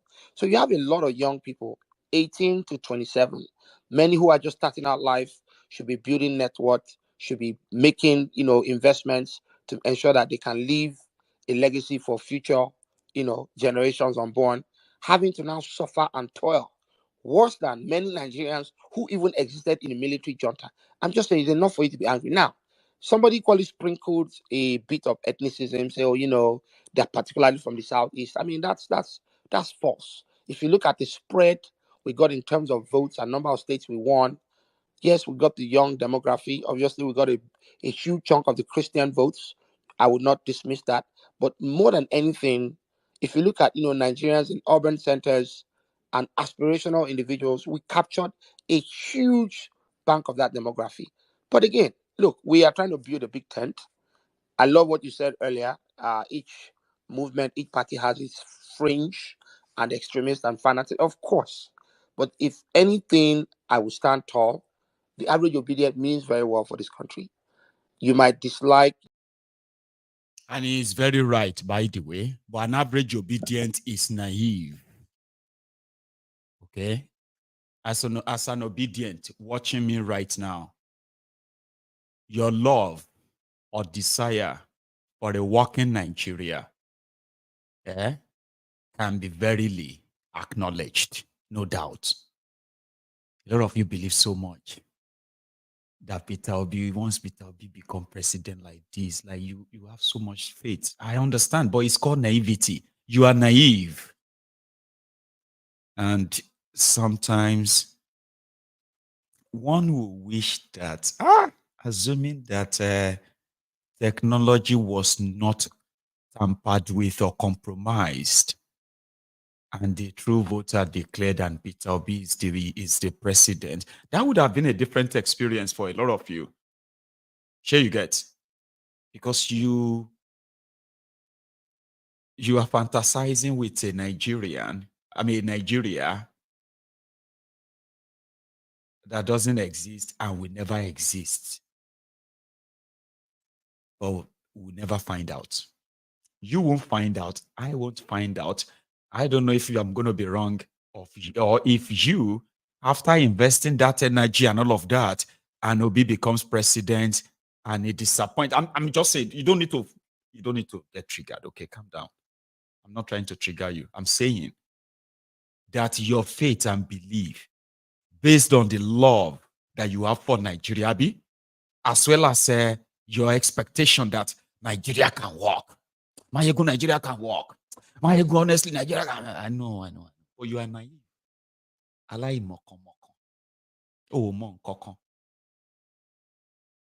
they will never let you experience that, because if it has happened, it would have been a different thing. Do you know people that swore that just one year alone, just 1 year of Bokwari being the president of Nigeria, 1 year, all the looters, all the loot, everything, Nigeria will receive auto reset. There are those who are actually so educated, who were so confident, who were so, what Nigeria needs is a strong man. Now they talk about strong man anymore. What Nigeria needs now is a compassionate leader. Anyway, Sha, what I'm trying to say is that we will never know. But I'm going to continue to believe that you are naive, thinking that Nigeria can work. And it's beautiful. It's actually beautiful to see some of you, especially young people, and you put that energy in it. No, my ego, let me tell you something. At least, see, I am one of those who believe that Peter Obi can block the loopholes, the stealing to some extent. I am one of those who believe that. In fact, I am one of those who believe that if Nigeria is to be saved temporarily, and all this hunger, starvation, and all of this should be sort of, a little bit abated.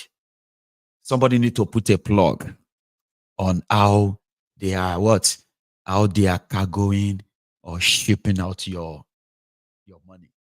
That just temporarily for like a year. Okay? That will still be hardship. But it's going to be at a level where, it's not going to be going on like that. I do believe that, but that will never save Nigeria, because the problem of Nigeria, the cracking problem of Nigeria is beyond just the hunger or that hunger you are talking about. We need good governance. We need to stop marginalization. You have no idea what you are talking about. And honestly, I am too tired to explain it to you again and again. But life, they say, is a teacher. The more you live, the more you learn. Yeah? Before the whole thing turned to Wahala, before fight started, listen to this other part. Obidient versus the Agbadorians. For 5 seconds. Out me is not my style, but if it works for some people, hey, I'm a live and let live kind of guy. I would stay in my own lane, advocate for policies, principles, ideologies, and I walk that line. But I'll say this to you. There's none of us here that doesn't want Nigeria to progress, prosper. I equally heard something very false, talking about Obedience jubilating that soldiers were killed. I don't think that's true. If there's anything, there's been a lot of outrage and emotional outbursts.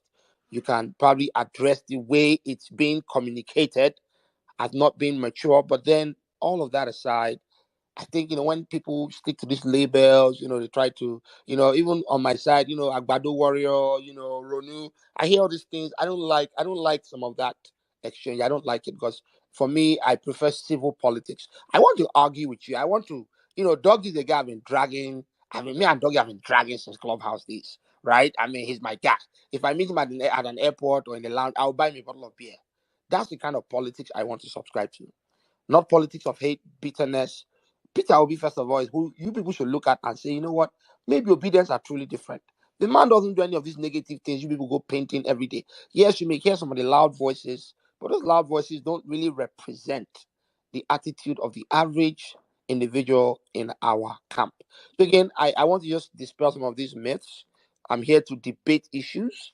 Somebody talked about social media bill banning free speech or limiting what people can post. First of all, you should be ashamed of yourself because Nigeria, we should be advocating for good governance. How do we cut cost of governance? How do we make sure we are jailing corrupt individuals? How are we putting checks and balances, making sure that, again, National Assembly, Senate is doing their due diligence with spending our money judiciously? So there are a lot of issues we have. If you even go back to this Niger Delta issue with the conflict you're seeing there today, you have militants being paid $4 billion a month. The likes of government Tompolo and his crew. Those are the issues we ought to focus on. How do we empower the police? How do we fund the military more? How do we make sure we have better benefits? These are the kind of conversations I want to have. Not, who spills more ethnic bigotry than the other group. It just doesn't make sense. But anyways, I'll pull back into my little corner here. I didn't come with violence, as we typically do as Obedience. I brought an olive branch. But then again, hey, look, I'm here for Bole Kaja. Back to you guys. What does that mean? You're here for Poletaja. Naked and fight. Naked and fight.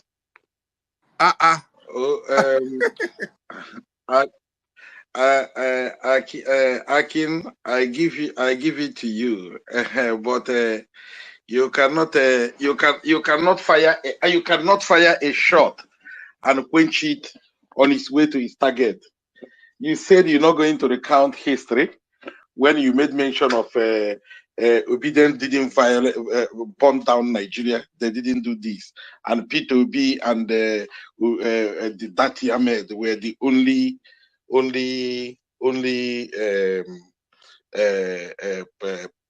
politicians, core politicians in Obidient. Without P2B, there will not be Obidient. P2B is Obi. So Obidient was named after his name. So without P2B, the mob will still be going around the street. So now, let us go down to the history you fired, saying the bond CPC, bond this and that and all that. And people will run away, especially the younger generation will run away. No. The party of P2B, PDP, the party of P2B is a core PDP man. The party of P2B set Nigeria ablaze. So, if you are pointing finger there at CPC, you will remember that the P2B party under Adamu Shiroma and Alawa Keita were the people that said, should Jonathan become government without allowing Northerners? PDP, not CPC, not Buhari, that they will make the government ungovernable. That was a statement of PDP, P2B's political party. That was P2B's political party.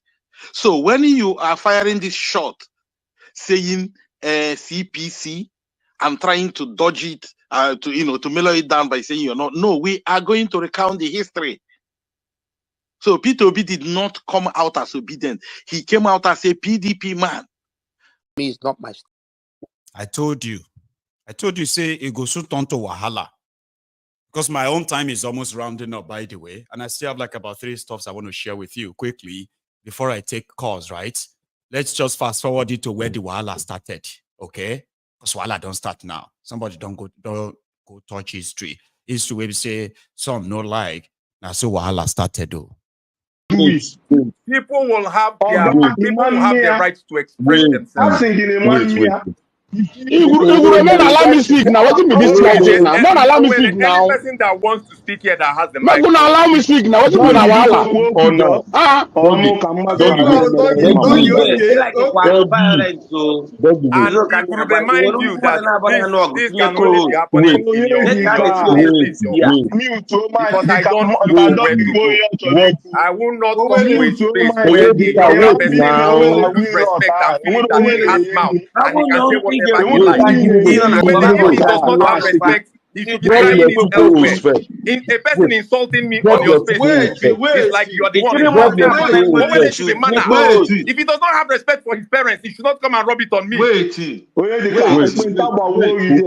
You are bringing my parents. Are you mad? Wait. Giving two problem makers goes. How would this place be peaceful?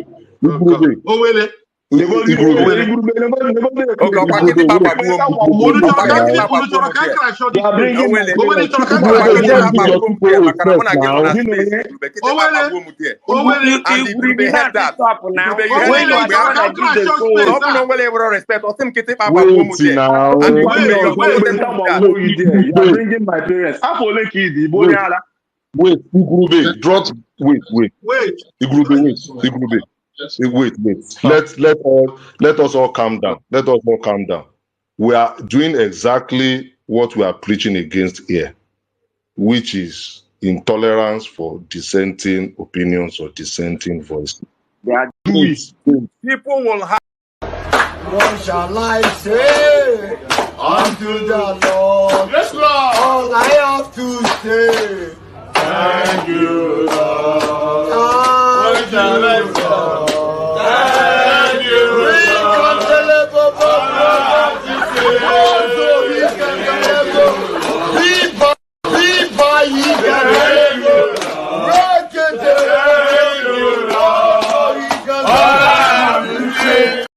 Yes, thank you, Lord. I beg you. All of now where they, all of now where they do now, we versus them in IPOB or outside IPOB. Don't try and put word in my mouth. Do you understand?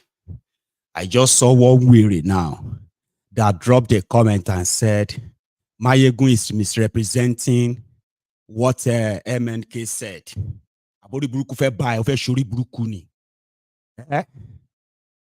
So I played what he said. All of you now hear what he said. Now waiting me, I talk. That is what is important to you. I know a lot of you have been doing a lot, trying to drag me into your, into your deluded nonsense, where you have choosing faction against yourselves. Some people sold them NK. Now this one sold them. Now that one sell them. Now this one sell them. I have told you, it is only when the man himself is finally out. I will actually ask him himself. Everywhere. You know what I mean? Like they're embarrassing themselves everywhere, bringing shame to a noble cause. Now they do madness everywhere, like lunatics. Don't come here and put word in my mouth. Do you understand? African Wala. Please let me look around, okay, with your spanner, especially on that YouTube. When you see those Olori Brukus that are here doing their usual, okay, we versus them, they are supposed to be the same Biafrans, oh. Here you get. But when you look at them attacking themselves, they always look for where to attack themselves, where to show themselves that we are the original. We are the one loyal to Kanu. We are the one for See, the African Wahala, if you see any of them here, as many as possible, for the past 30 months, una don they try, drag me. Mayegun, why don't you say something about that? You want me to say something you can quote. Now you have come here. Mayegun is misrepresented. Abulori Bruku ni. They tell you say I get comprehension problem ni. Let me put spanner, ban last spanner more. Anybody where you see the OTS, once they start out their IPOB versus IPOB on that platform, let me knock spanner on the Olori Bruku. They are those who have brought, they have done so well to bring disrepute to bring shame to all this struggle. Do you think we don't see you? Anyway, let's go to the next one, Jerry, talking about referendum, Abi. This afternoon, I shared something with you. As I said, what they are locking Nnamdi Kanu up for. Now, those who participated in the destruction of Nigeria here and there, they don't talk, say, may we do referendum, may we do a new constitution, may we discuss Nigeria. Now, why are they still keeping the man? Listen to these ones. They used the occasion in honor of the memory of the late renowned constitutional lawyer Ben Nwabeze to address the current challenges faced in the country. The present 1999 Constitution, as amended, not only lacks the legitimacy that flows from a democratically made constitution, has proved to be unsuitable for tackling many of the serious challenges currently confronting our country. Federalism, true federalism, they give them power, they won't do anything. True federalism will die. Is there any true federalism again in South? Now they cocaine. Do not come, the police are president. Any change? Professor Mike Ezekome, SAN, in a keynote raised some fundamental questions bordering on the referendum, which he explained will allow the people make their inputs rather than the 1999 constitution imposed on them by the military. Nigerians must own their own constitution through a popular referendum of the people, like was done to the Midwest Constitution on the 10th of August 1963, when it separated from Western region. Without that, we will just be on a journey to no destination. In reaching a common ground, it was unanimously agreed by the dignitaries present that there is a need to set the template for a constitutional amendment by interfacing with the National Assembly members to pass a bill on establishing a National Referendum Commission, which President Bola Ahmed Tinubu can assent to. There is therefore a dire need for a people-oriented constitution which will be subjected to a national referendum and will be self-enforcing. Lie, na lie, na lie, na lie, you lie. Every time you see them like that, when they say walaita lie, walaita lie, tell them, say, na lie, you lie. Na Kolu told us. Sure you get. Thank you, Jare Kingsley Ogeriaki. I believe I pronounced that right, yeah? Ogeriaki. Aye, some powerful Benin name there, right? Now, that is my other brother, which is the E85. Always there. You know what I mean? All hail Biafra, all hail Oduduwa. See, Baba, I know they pay mind to them. Do you understand? But some of these things are pretty much embarrassing. Brothers fighting brothers. Supposed brothers every AKD. Na them sell our leader. Na this one sell our leader. Na that one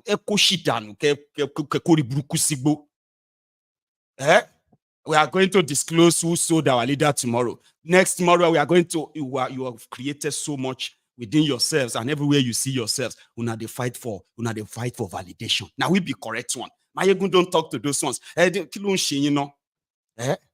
some of you are actually like adults. You are not kids.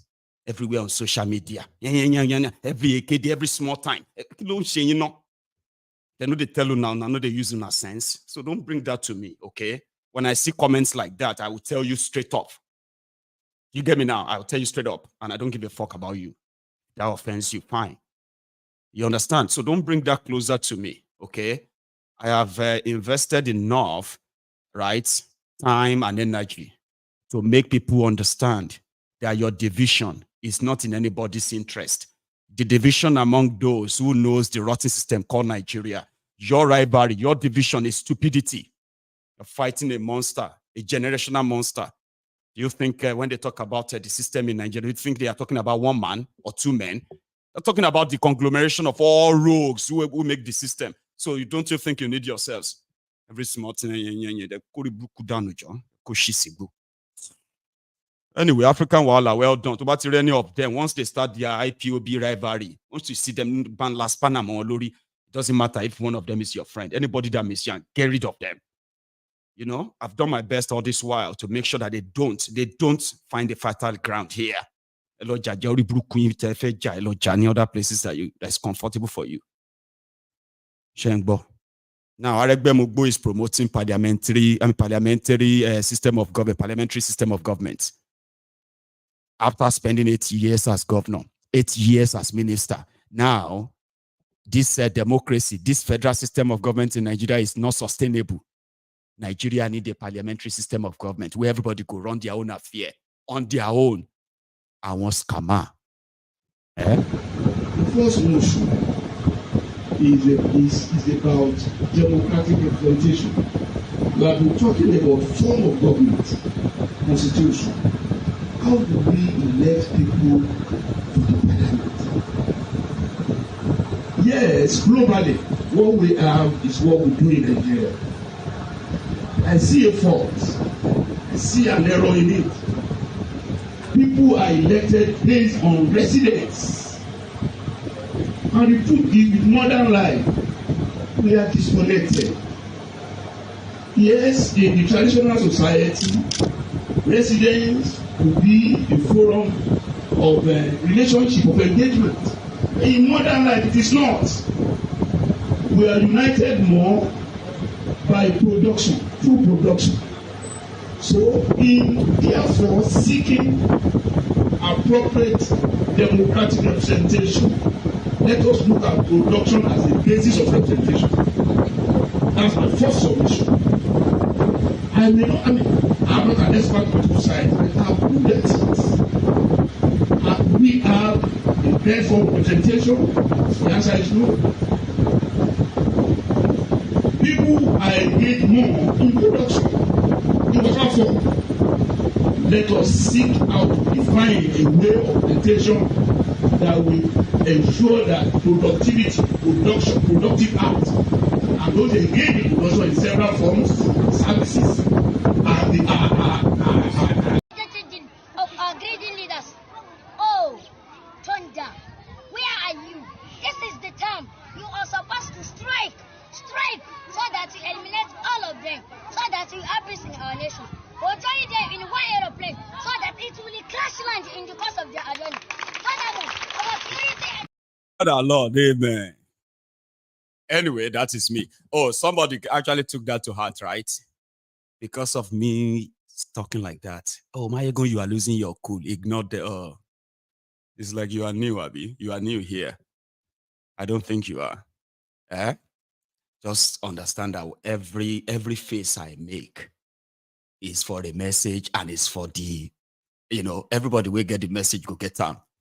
When I'm supposed to put on a smile, I'll put a very beautiful smile on that. You'll be like, where you are, you'll be grinding like. I just don't like it when, grown-ups, right, who are supposed to understand the importance of a struggle, right, continue to trivialize it on trivialities. I don't like that, all right? And I do my best to stay away from it. It doesn't benefit anybody.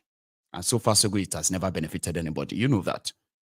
I don't want to be the one to judge whatever anybody wants to believe. I just don't want you to bring them to me or begin to quote me. Oh, my ego, you are misrepresented. Abulori Brukuni. They tell you I get a comprehension problem. Abugun fe buy down. They call it Bruku a song. Anyway, Sha, my time is so up. So I'm going to go make another fresh cup of tea. You're not going to believe them. See, there are some of these lunatics, right? They actually said it. They said it's the Igbos. Listen to this one. They said that you see that Mayegun, that one that is trying to is a Yoruba man, but he's trying to be like to pretend that he loves the Igbo because the Igbos go to his platform to go and give him super chats. You won't believe how stupid some of these people can be. Ridiculous. Grown-ups. He's a Yoruba man. I don't trust Yoruba man. I don't even understand why our people are going to his platform, like people like that here. Instead of all of us to go to the platform of our Igbo this and support him, they always go to this Yoruba man this. I have them here. I used to have them here. So when I feel like I no longer have all these Olori Brukus here anymore, Those ones who are seeing imagine somebody who say, oh my God, this is the first time I'm seeing a Yoruba man saying the truth. So you want me to now jump up and say, oh my God, look at this Igbo, this is my Igbo brother. He is seeing a Yoruba man that is saying the truth for the first time in his life, and you want me to jump up? We know your type. We know you bigoted wearies. And that is why the bigots among us, those ones who are bringing shame to Yoruba land, the real Yoruba, some Oluwabis, they are calling them out as at when due. So don't come here, come they hide behind. Oh, it's like this. I'm not looking for your patronage. And I've told you, Igbos does not need anybody's pity. The reason why I will never stop pointing out the injustice and the victims of injustice in Nigeria is because one day they will come for my own people too. And when they did, there will likely be nobody to speak for us anymore because they would have killed those. I mean, we would have joined them to all, we would have kept quiet because the people they are targeting or profiling, they are not Yorubas. I mean, at least they are not Yorubas. What's our business?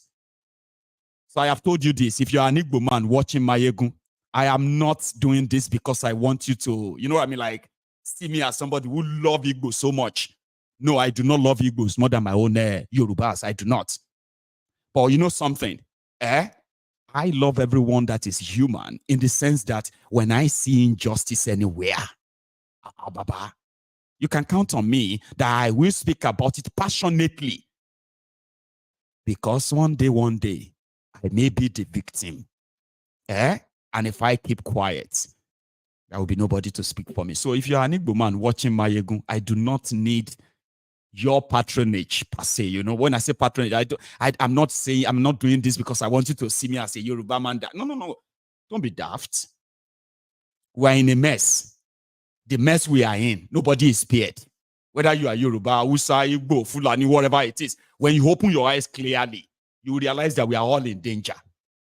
So if I see somebody whether they kill right now, I'll just look away and say, oh, because it's not me. When they are done with them, they will come for me. Can't you think that? Well, I have seen some people where we say they'll be adult with, they'll be children with adult body. So don't come here and play all this, your dirty ethnic, religious. That's why I fire everything. And there's nothing I can talk about. Do you understand that? And if you have been paying attention, I'm not Fulani, I'm not Hausa, I'm not Kanuri, I'm not from the north, I'm not a Muslim. But I've reported more of the injustice that the innocent people from northern Nigeria have suffered. Does that make me a Fulani or make me an Hausa?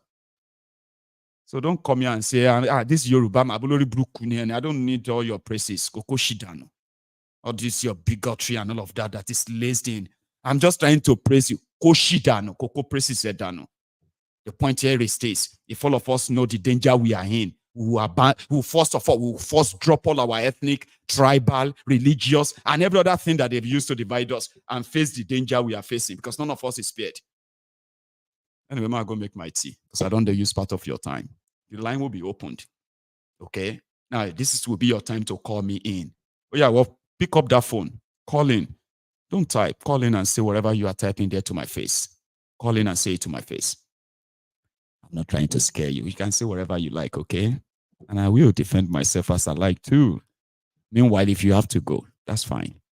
For those who are waiting behind to be part of it, to phone in, right? The line is open and I'm already seeing the calls coming through, but I need to make myself a fresh cup of tea. That may take me about 2 minutes. Is that all right? Of course it is. I will be back.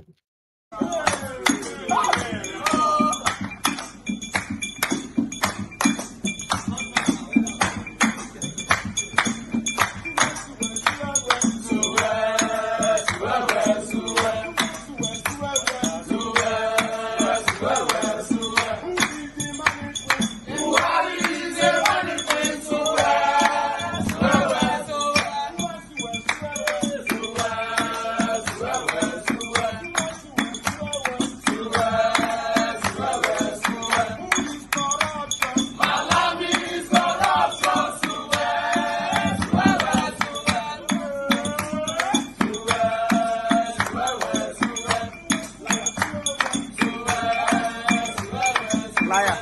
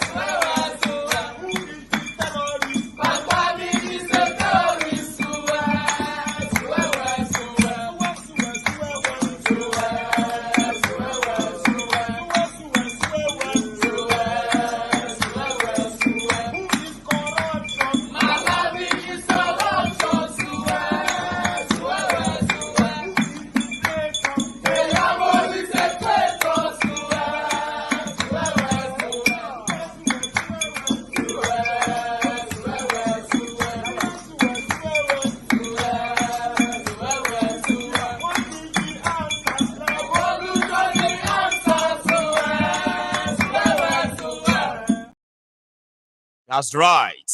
Because I have used a lot of our time, so I'm just going to, I'm just going to mix my juice, my drink, and that's going to be half cup of tea as well as a full can of iron brew juice. So we'll mix that in the next 1 hour just to keep hydrated. Here is my first caller tonight. Hello there. Can you hear me? Hello, brother. Hello, sir. How are you, Baba? I don't go drag some of you out tonight. It's going to be an interesting night. How are you, Baba? How are you, my baby? How are you? I am very well, Baba. Surviving.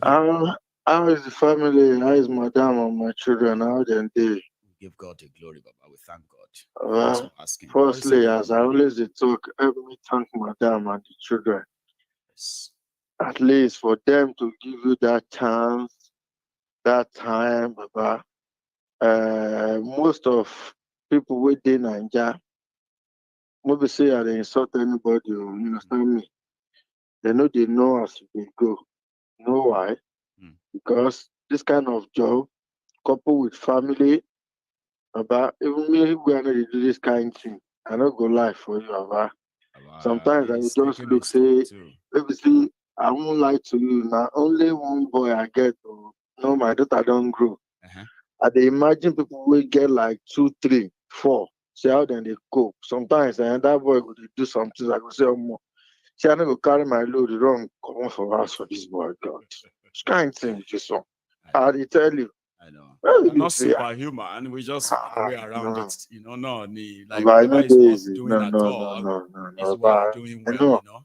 That is why they always say, first, make help me to thank your madam and the children. Yeah. And she's always, she's always very much like ready to always get because most of the time you spend telling people that want to listen the truth, I know she will be the one taking care of the family. It's not easy.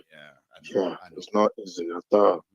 Now, here is not like Nigeria that you can easily get with what they call it. Can stand in and help you fill in. Here, you have to pay extra. So, but you do know. Baba, childminder, if they tell you price, I'm not going to lie for you.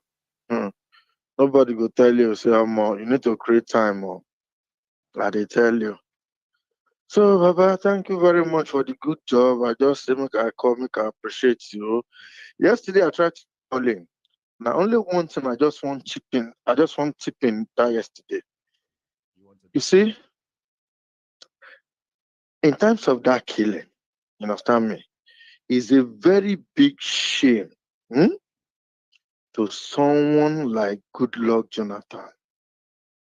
A very big shame to him.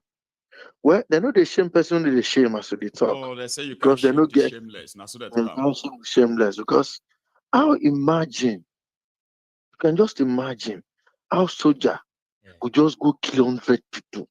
But see, they always they ask all these things where they happen.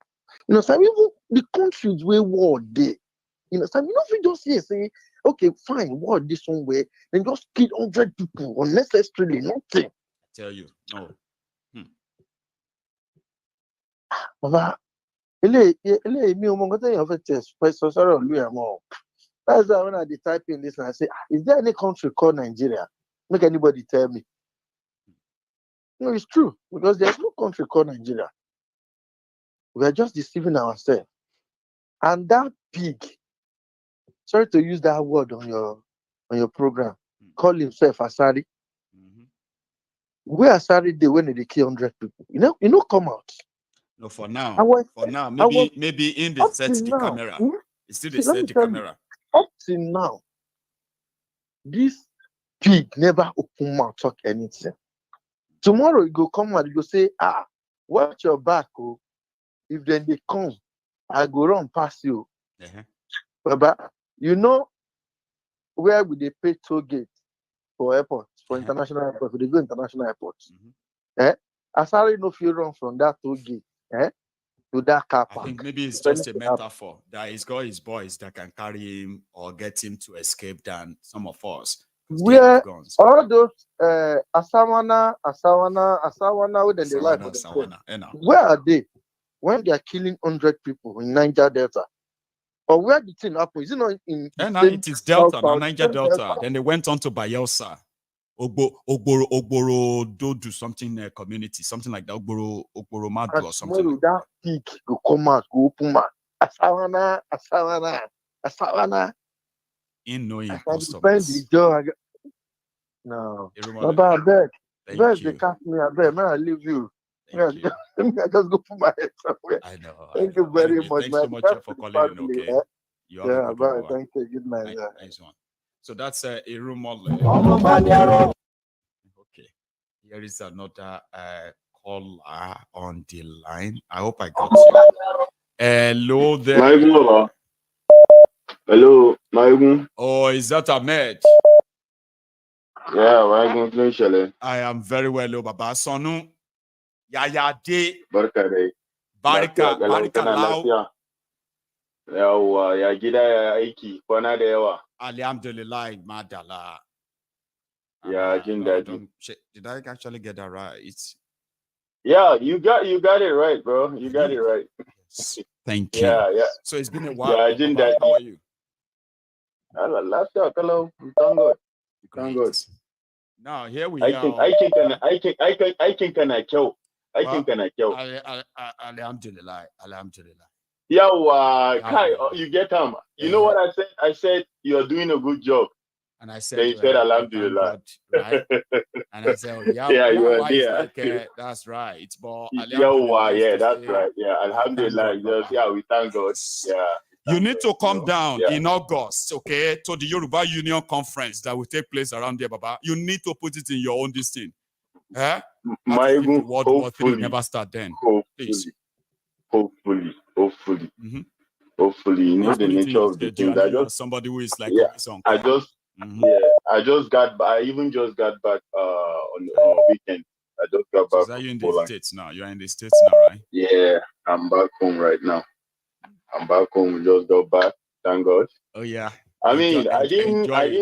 Anyway, Ahmed. Yeah, I didn't get to watch the. I just came in the house right now. Oh, I didn't get to watch the program. It's been so. I'm telling you, I have missed this program a lot. I have missed a lot. I mean, but you know, notwithstanding, we will still contribute one way or the other. Exactly. Now, at least there are others that you also follow me too. Now, hit me up. Of course. Go on. Of course. So, Mazi, about the because I watched the video of the burning and stuff that they did in Southeast. Okwama people, right? Is it Southside? Yeah, all those people. You know, and I've been on internet. I've been, looking at different stuff, people's reaction, and most of my northerners, my people from the north, I have engaged a lot of them. Engage a lot, Those who are calling for the cleansing of these people. Ahmed. I was like, Ahmed. But we still have this now. Ahmed, may I ask you something? There's something on your screen. Yeah. These are the soldiers that died in what they said is the ambush or attack on the soldiers in Okwama. Yeah. But do you know that we have now discovered that the spot is actually like a bunkering site? The water, the river there, with different where they do. Now where they carry you go? Now you go carry me go there. Before you carry me, you go explain this to me. This one on your screen, right?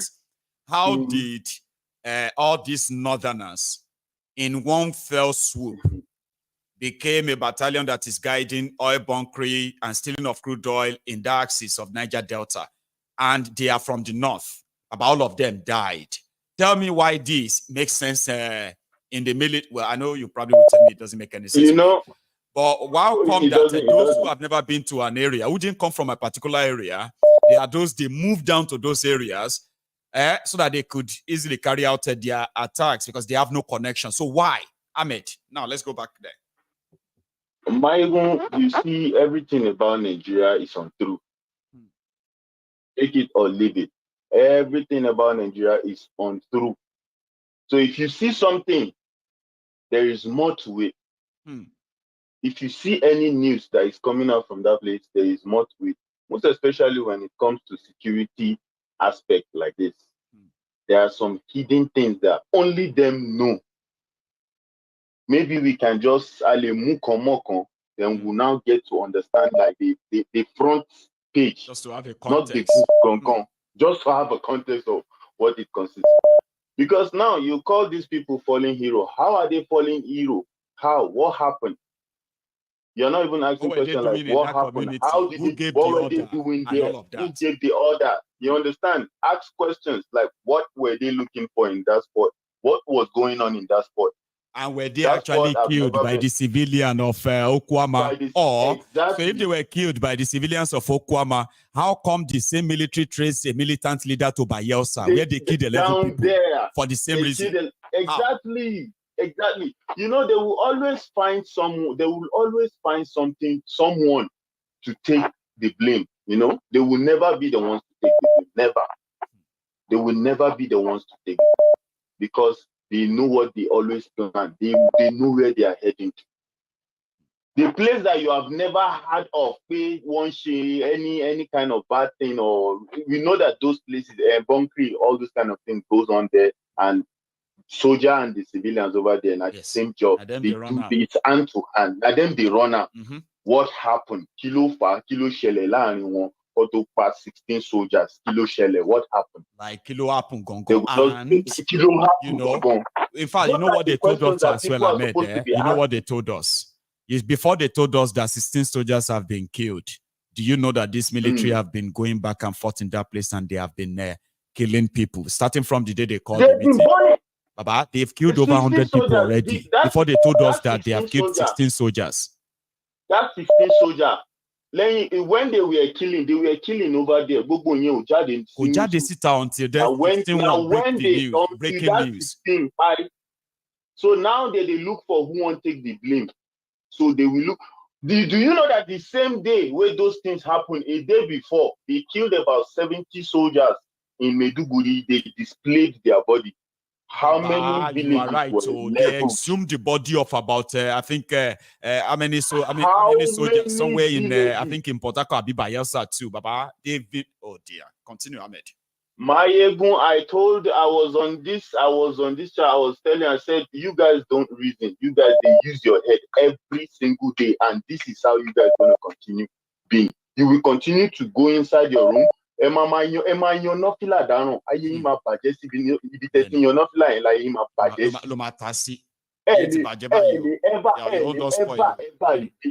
Wallahi, I told them, I said, wallahi, baza ku taba shaba. Ko kadan baza ku taba shaba. Saboda wannan jahilci ne, this thing don't even make any sense. How will they kill people in Northeast? Same soldiers that they kill over 70 soldiers in Northeast. And it is they not clear any house. By clearing, and the communities are not raised down or burned down. Right. Excuse me, make I even speak outside small. I'm clearing Sojoji Kusan. I'm clearing Sojoji Kusan Sabain and Northeast. Babu gidajen da aka kona. Babu wanda aka kama. Babu wanda aka kashe. Where an kashe sojoji guda 16 a South. Where an shiga where aje clearing a whole community. Community ne ta kashe sojojin. Ko kun san me sojojin suke a wurin? Menene 16 soldiers din suke a wurin? Kuna tambayan questions? An zo an kawo muku abu social media an ce an kashe sojoji kuma kuna jin daɗi ai an shiga a level da su. Ba ku da hankali ne wani irin wannan rashin tunani kenan kuma an jima ku dinga politician na playing ɗinku every single day. Ku da ya kamata ku dinga ihu kuna zuwa social media kuna ihu cewar ana kashe ku da should leave these people alone. And not east, and not west, and not central. Mutane nawa aka kashe a Kaduna alone, yara nawa aka kwasa in the space of how many weeks an kwashi yara sun kai 400. Ana ta kidnapping. Guda nawa aka je aka yi leveling. Mutane nawa aka shiga daji aka je aka yi leveling. Amma sai su zo muku da wani banzan story daga south ko southwest ko east kuma ku dinga jubilating kuna jin daɗin cewa ana clearing ɗinsu. Are you guys mad? Ba ku da hankali, ba ku da tunani, an jima sai ku shiga gida ku fara wai cewar kuna sallah kuna salati. Wani irin sallah da salati kenan na munafurci? Wannan munafurci na fitan hankali kuke yi, wannan babu hankali a cikin ko kaɗan. Wannan rashin hankali ne, kuma wallahi sai Allah ya tambaye ku dukanninku, wallahi sai Allah ya tambaye ku, saboda wannan munafurci ne, kun sani kuma kuna danna sani. Wannan ai hankali a ciki, ya za a yi kuje an kashe mutane a Maiduguri, har yau a gobe ana kashe mutane a Maiduguri. Sojojin da ku kuke cewa an kashe su a South East, ranar da aka kashe mutane 16 a North East din fa an kashe sojoji sun fi guda nawa. Me aka yi? Kun ce ba kwa son inyamurai, ba san inyamurai, ku bar su tafi mana. Al'adun kowa ya tafi, kowa ya je zaman shi. Nigerian ta rabu, kowa ya tafi, inyamurai su tafi, Yarbawan su tafi, Hausawan kowa ya rabu, a je a zauna lafiya. Ba kwa son mutane kuma kuna son ku ci gaba, you want them in the same country, ba kwa son su. Wannan wani irin rashin hankali ne. Kuma same 'yan siyasan da suke sa ku cikin wannan matsalan, kuna bin sa gindi sai campaign ya zo ku bi su, ku ta sewa ne. Wallahi sai Allah ya tsine muku dukan, ba ku ba 'yan siyasan ba, wallahi ba ku ga komai ba. Kuma wallahi yanzu suka fara, ba Tinubu ba, ai ba yayi nashi ya gama, Tinubu ya dauka ko, to in ba ku yi wasa ba wallahi shi ma sai ya kai ku, ba za ku taba iya dawowa ba. Ba za ku taba iya dawowa ba. Babu, Najeriya ya wuce beyond repair, babu wanda zai iya gyara muku Najeriya. Ku sani, ku san gaskiya. Saboda Najeriya ba ta kan track, foundation na Najeriya ba ma babu foundation. So ka gaya mai ya za a yi kai gini akan rashin foundation, yaya za a yi kai gini? Ginin nan bai rushe ba, saboda Allah. Wannan wani irin rashin hankali ne. Kai, what is Allah ya kare? Kuma ya kama tulon shekwe fún ẹni o baba, because Allah ya kare, may God bless. Allah ya kare. Emmys interpret for others. Me, I have an idea of what you talk, cannot be everything, but I know say Emmy interpret for others when they listen, all of us. You know, Mayegun is just basically the things we talk about, because we know we have some people from the north here who, because there was a day I was talking to one guy, he said, he seen me watching my movie. I was like, what am I watching right there? I said, I'm watching one of my guy like that. He said, I said, he has seen this guy before. I said, oh, you have seen the program before? He said, yes. I said, oh, okay. I mean, you need to settle down and listen to him. He does a long broadcast, but until you sit down, remove the sentiment, don't put sentiment, because I know if you start watching, he's going to say something that will make you feel like this one doesn't even want me watching. So don't put sentiment. Sit down, listen to what he has to say, watch it 1, 2, 3 times, like repeatedly. Watch it repeatedly, then you would understand where he's heading. He doesn't hate anybody. I mean, he's just trying to enlighten people to, to be cautious of what is going on around them. So basically, I know we have also people that are watching this program, which I'm just trying to put it out there.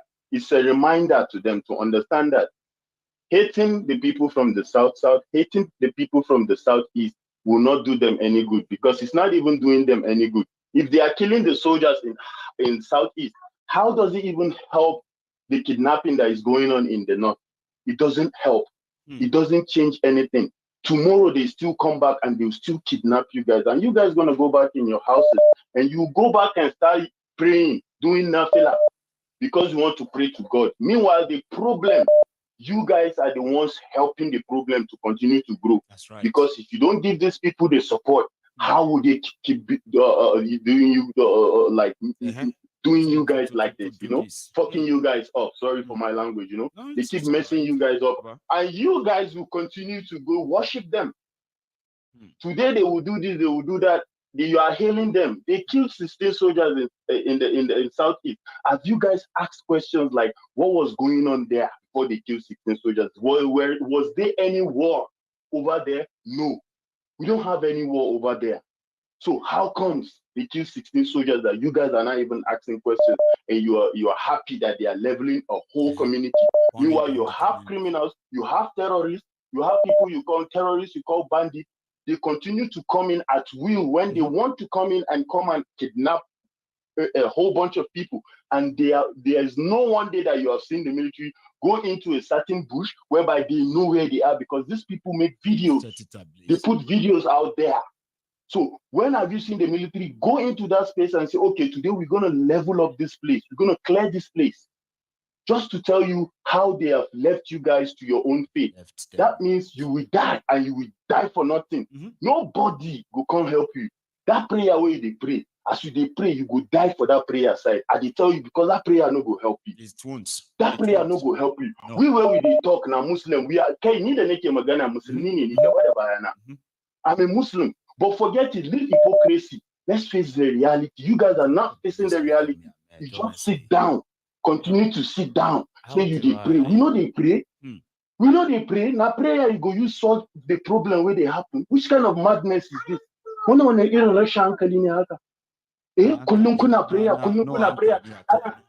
are sending people. They are sending people to Mecca. They are using 5 million, 6 million, sending people to Mecca to go and pray for you. Meanwhile, the people who are sending people to Mecca to go and pray for you are the problem you have. You know. So are they going to go and pray for that problem to go away? No. Which is them. They know what they are doing, mismanaging your resources. And you guys keep putting a religion on your head. That religion will kill you. Don't worry. It's a matter of time. That religion, you have done so well for us tonight. And it is... I'm telling you, my heart really hurts most of the time when I see these things happen. Because, you know, as a soldier, man, bro, seeing a soldier going through all those things, someone who is willing to defend, who is willing to leave his family, to come and defend people you don't even know. I know. For a love of a country. And you don't even go back. You don't go back home, my ego. I know. You die. There are those like, how does it even make anything? You know? But imagine dying simply because you are doing the dirty work of some politicians. And you're some doing the dirty work of some people. A soldier doing the dirty work of politicians. How much do you earn, my ego? How much do you earn? A private soldier, I tell you, my gun today, a private soldier in the U.S. Army earns more than the general in the Nigerian Army. There's no doubt. The only thing the general can tell him that he's stealing from some kind of general for a reason, which is to be a general over the resources of the army. How much does the general in the Nigerian Army carry? You know, past 2 million naira. How much does the private? Whether they pay their own defense chief of defense staff 1,200 naira feeding money a day. How much would they pay?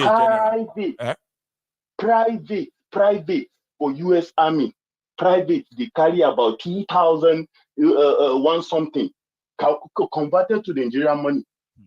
And he's gonna, if he's not married, he'll be living in the barracks. He doesn't have to pay for no rent. He doesn't have to pay for no food. He will go to the DFAC and go and eat.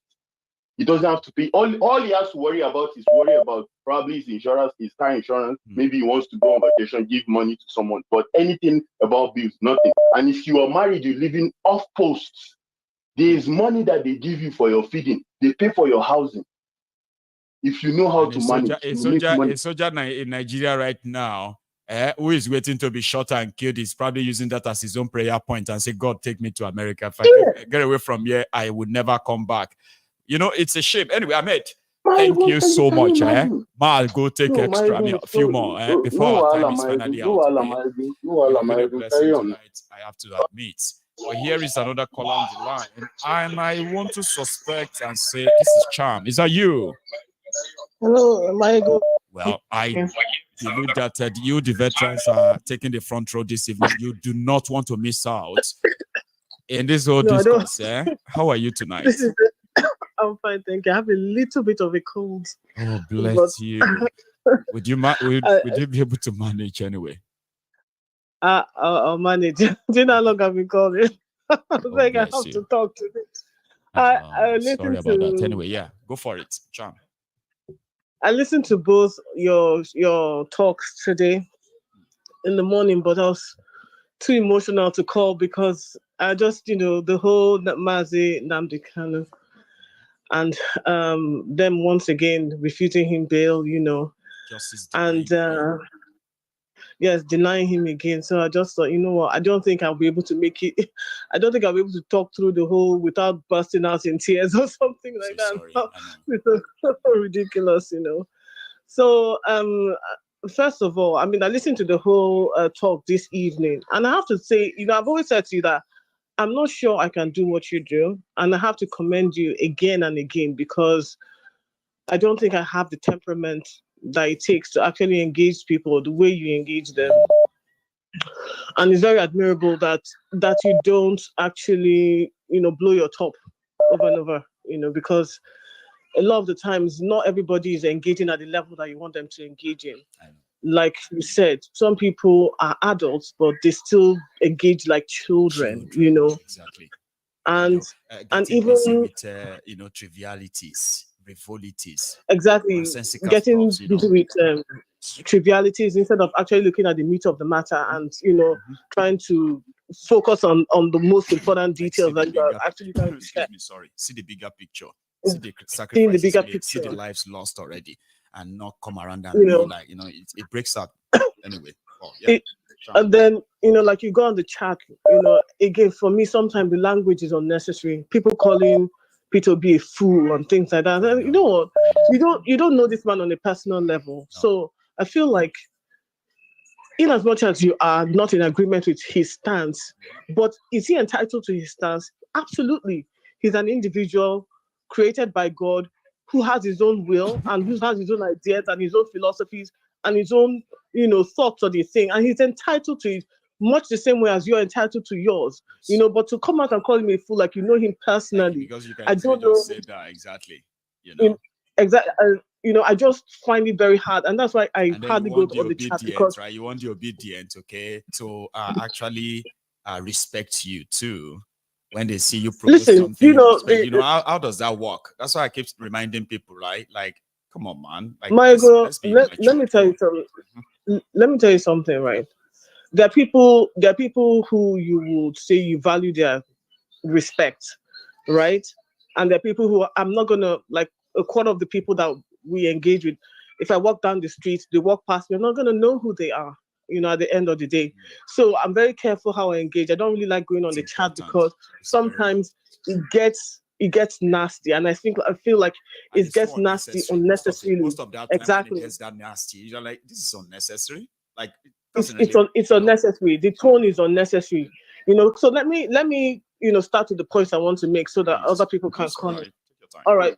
So the first one was, the situation in Okoma and Okobia and then Bayelsa as well, right? The truth is, as far as we know, because I also listened to Arise with at least a couple of other news outlets, and no one has actually, put out all the information and the way that you have. They have tried to, kind of like go around it without actually addressing the issues. Like you said, the soldiers have been there killing people, killing over 100 people. Yes. But we're not hearing that. No. What we're still hearing are the lives of the soldiers who were lost and the heroes. And I know I said to you yesterday, these people are no heroes of mine. No, they're not. Okay? Because a soldier, right? To be a soldier is an honorable. It is an honorable what they call it. It's an honorable something that profession, like, right? When you are a soldier, you are saying, I can put my life on the line for somebody I don't know. I'm laying my life down for people who I don't know, who you don't even know at all. As a soldier, when you are present, right? Your presence should be something like a calm succor to the vulnerable. People should be able to. People should be able to rally behind you and say, okay, I am safe because of the presence of this person who has taken up this honorable profession to lay down his or her life on my behalf because they believe in this, whether it's the constitution or the people or a place, right?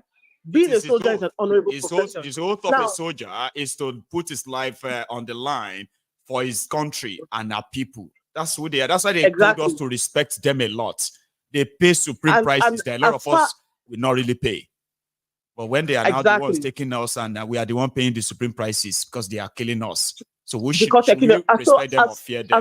Sorry, Jared, go on. As far as we know, these people did not behave honorable. No. Whatever they were doing in those communities was not honorable. So therefore, there's no reason for me to feel sorry. I'm sorry, I don't feel, because I know for a fact that they did not go there to do anything honorable. They went there to do something dishonorable, to dishonor even that profession. So women, children, pregnant women were slaughtered. I can't show you the pictures. Honestly, you need to see some of them. Honestly, I can't even. They said, that there were children who were there when they first of all opened fire. See, people were on the side of the bush. You see children, you see kids, right? Leg like that. The head is in the bush where they are running away. I swear, I saw some of them. I was like, why are the Nigerian media not actually really showing this? Why are they trying to convince all of us that they needed to kill civilians and burn down the villages because 16 soldiers died? They're not even telling us how they died. They don't even telling us how they died.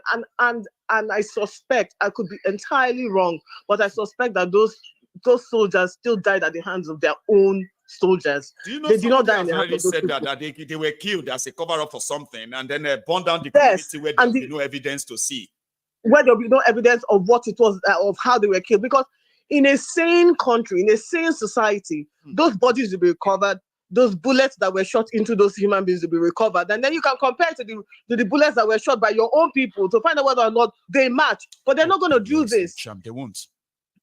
They're not going to do this because that is the evidence against them. I personally believe that those soldiers were killed by their own people. And the manner in which they were killed is the manner in which the Fulani people kill people because human beings don't mean anything to them. They just slaughter. So that community did not. I personally feel, again, I could be wrong, but I personally feel that they were killed. See, they did not show any sign that they have such weaponry to confront. They have such weaponry, the delegation of Nigerian army who came in 2 fighter boats. They came on 2 boats to that community. Now they had no chance of doing that. So why are they killing people in Bayelsa? By the way, if the Okwama people killed those soldiers, right? So why are you going all the way to? Why did they go to Bayelsa and kill 11 innocent people on the street again, looking for the leader of those who killed the soldiers in Delta? They're just telling stories. They're trying to come up with all kinds of things to make it stick. And for people to empathize, they killed the soldiers. No, I think you people killed your own soldiers to protect yourselves from the mess that you've done. Whatever. Right? To give yourself a cover story, right? So that you can justify the actions that are still, against humanity as far as I'm concerned. You don't kill innocent people because you are retaliating against, like you said, Nigeria is the only country that their soldiers kill Nigerians. And they feel justified to do so. It's crazy. And this is why it's saying that Nigeria is not a real place. It's not a real country because no country, the life of an American, the American blood is so precious. It is. You don't kill people like that, right? And that is why they continue to value their own people over us because they look at us. Don't think that, the Western world or the international, world don't see what we are doing to ourselves. They do. That's another surprising thing about Nigerians. Don't let us wash our dirty in public. Like, are we in 1820? By the way, in this time that ordinary click, you don't go, millions don't see them. Let's exactly. You are still here talking about don't let us wash our dinner in public. The world knows Nigeria, except Nigerians. the international community sees how we treat ourselves. They do. And we expect, we want to demand respect. When we don't respect ourselves, when we kill our own people, we treat ourselves less and we want people to treat us with some kind of dignity when we don't dignify our own selves. It makes absolutely no sense, right? Deep. And again... No, that one cuts deep, Charm. We treat ourselves with so much disrespect, impunity, and the world sees it, but we want the world to respect us. How? But you want the world to respect you. How? When you don't treat yourself with any kind of respect. Have you ever walked into the Nigerian embassy and see how we treat each other there? They see it. They do. They see how we treat each other, and you expect them to treat you with any kind of dignity. How? And they do see us when we justify those kind of maltreatment against ourselves from those who are supposed to keep us safe. Then they see how we kind of justify, because we have the mob of lunatics that justify such maltreatment. Absolutely, total, crazy lunatics. And again, at some point, this needs to break up. It has to. But it has to break up so that people can, whether it's just for sanity's sake, for just, so that we can just stop hearing this kind of craziness, Now, the other point I want to touch on is the patriots of. Listen, nobody should take those people seriously. They call themselves the patriots. Can you even imagine that? See the mockery. Nobody should take those people seriously. The reason why I say this is because Nigerian politicians, especially the ones who have not been in the limelight for a while, have this penchant for rebranding themselves and putting themselves out there again. This is like, trying to signal to the people who are currently in power, I'm still here. I'm still here. I'm still available for X, Y, Z, whatever. Now, forget the time that I was on that side and I made sure that what you're asking for, we make sure that it's impossible. But now I am seeing like you now. I think what you said we should do now. Let's try something new. I said, come on. Get the fuck out of here. No one should take these people seriously. The one that you talked about, I think he was former governor of Ekiti State that stole, I don't know how many billions. This is Aregbe Mugbana Baba Kabiru.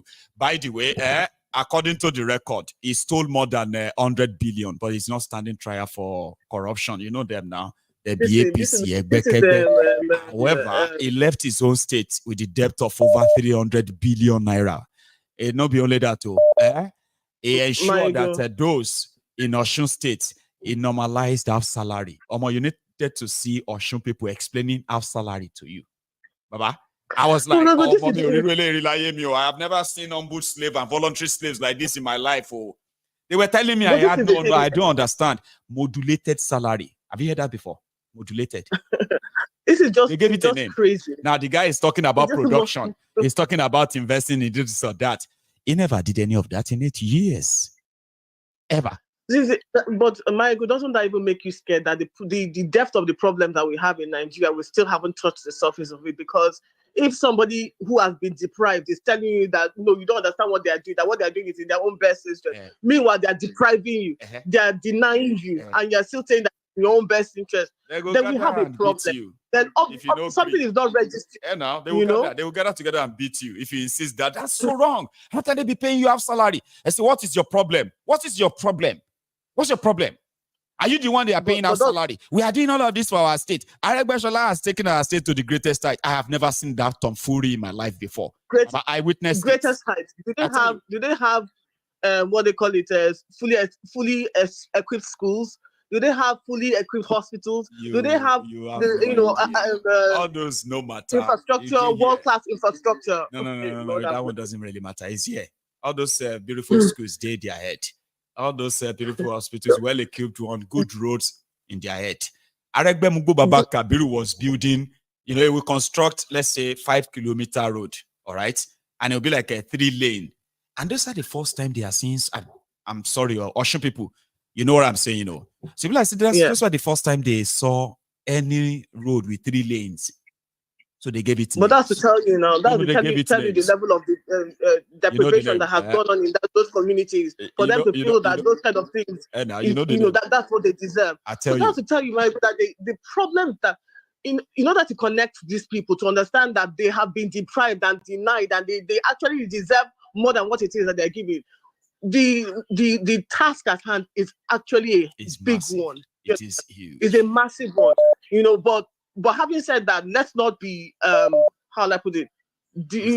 Let us not be taken. No. Let us not be taken by these so-called patriots of Nigeria who are now asking for what they call it?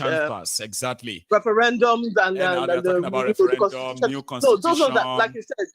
Those are chances. Yeah. Those are chances. They are not there to do anything. They're just there to signal to the people of power that I'm still here. Yes. I'm still alive. You can still use me for something. Because before they say, come, what are you guys talking about? Let's form a committee on this and that. How much will that committee cost? Another trillions of naira will go down the drain. So no one should take those people seriously. I tell you. Now, with regards to Peter Obi, you see, one thing I will always appreciate about Peter Obi is he has his own beliefs.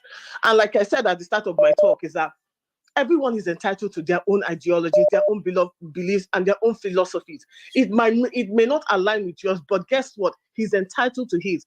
And there's something someone said one time: if you stand for nothing, what will you fall for? This is what he stands on. Exactly, you fall for nothing.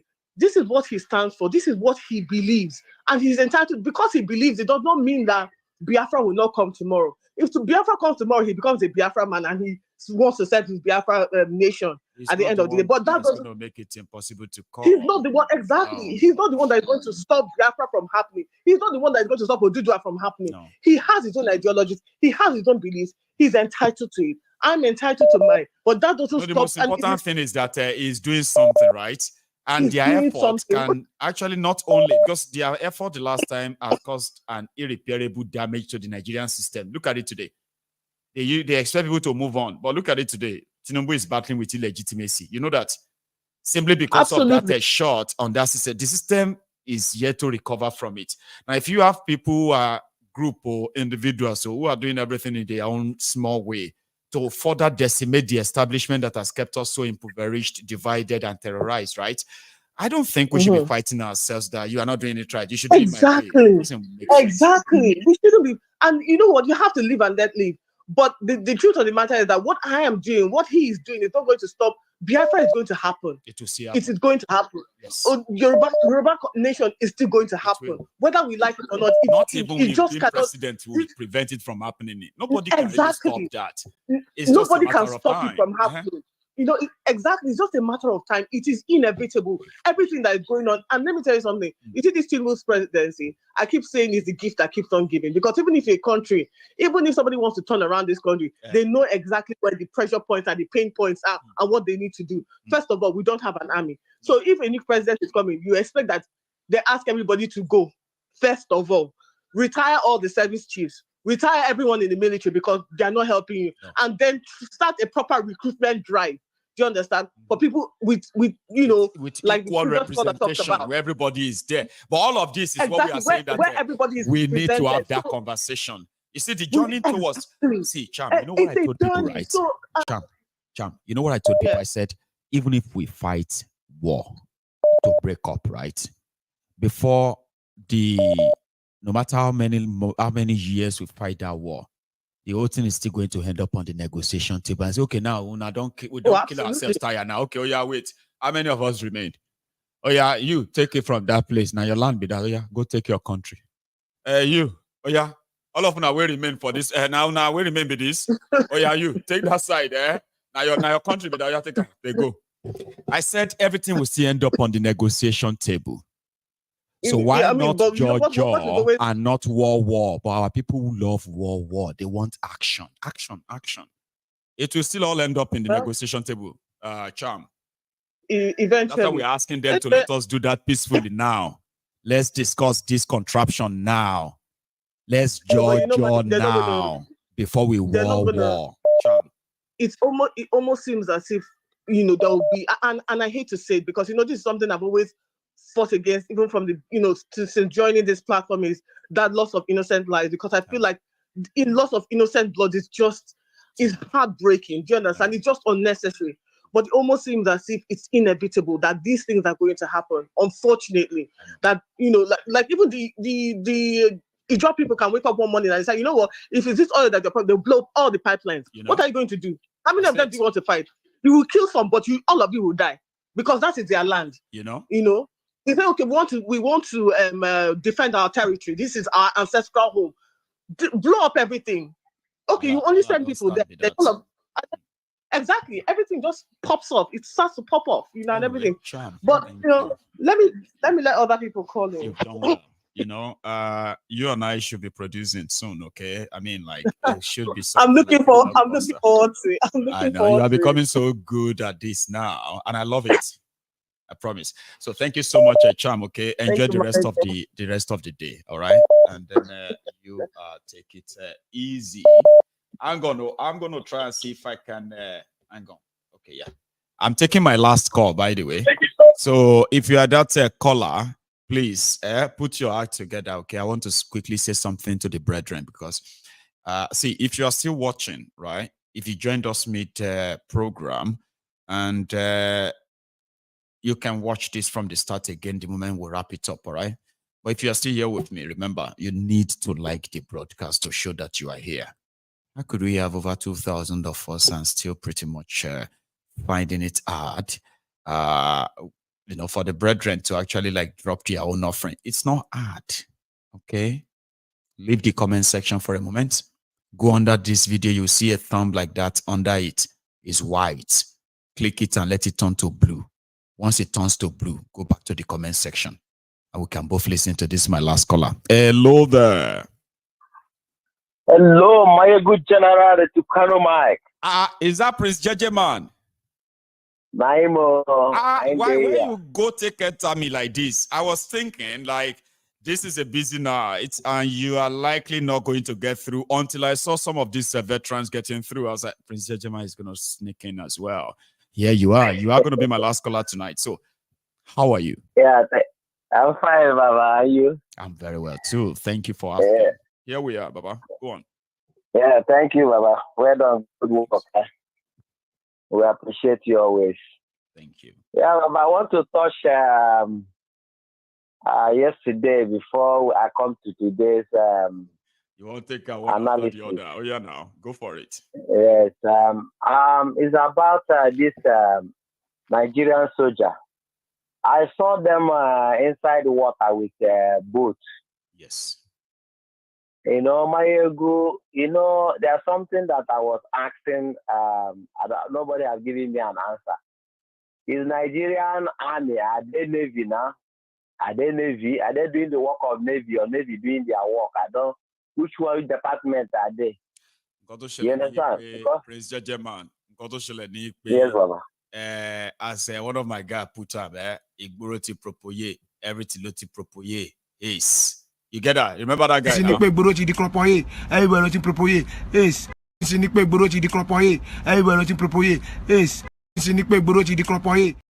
Nigeria is done for. So I won't be surprised. Baba?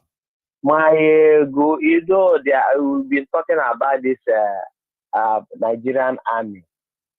You know, I thought yesterday, you dealt deeply into it. Nigeria don't know that they don't have anything called army. No. What they have is a glorified terrorist. Glorified one with a uniform. Unpatriotic elements. And, it's not today that they've been killing and killing and killing and killing. In fact, in other countries, when the army comes out, their civilians, they will be happy to come out. But Nigeria, if you see an army, it's like you see a devil or a demon coming. The way people are afraid of them, you understand? Because they can just be killing. Before my eye, I was it at a cage there. An army man is Okada, just because Okada was riding beside him on the traffic and happened to scratch. Either he matched his brake, as by mistakenly, and the Okada man hit him behind. This army man just came out and they draw out a pistol and blow the Okada man head off. Calm down. Calm down, no Prince. Calm down. I'm telling you. No, calm down. Yes, so blow his head off. You mean like use his belt to knock his head? Him. I've been a gun. Yes, killed him with gun. I'm telling you. Now this one happened at Ikeja. It's a viral matter. It's not just hearsay. Jesus. Did you hear me? I deal with this you. Is the way. This is the way. This is the way they kill Nigerians as if Nigerians are animals.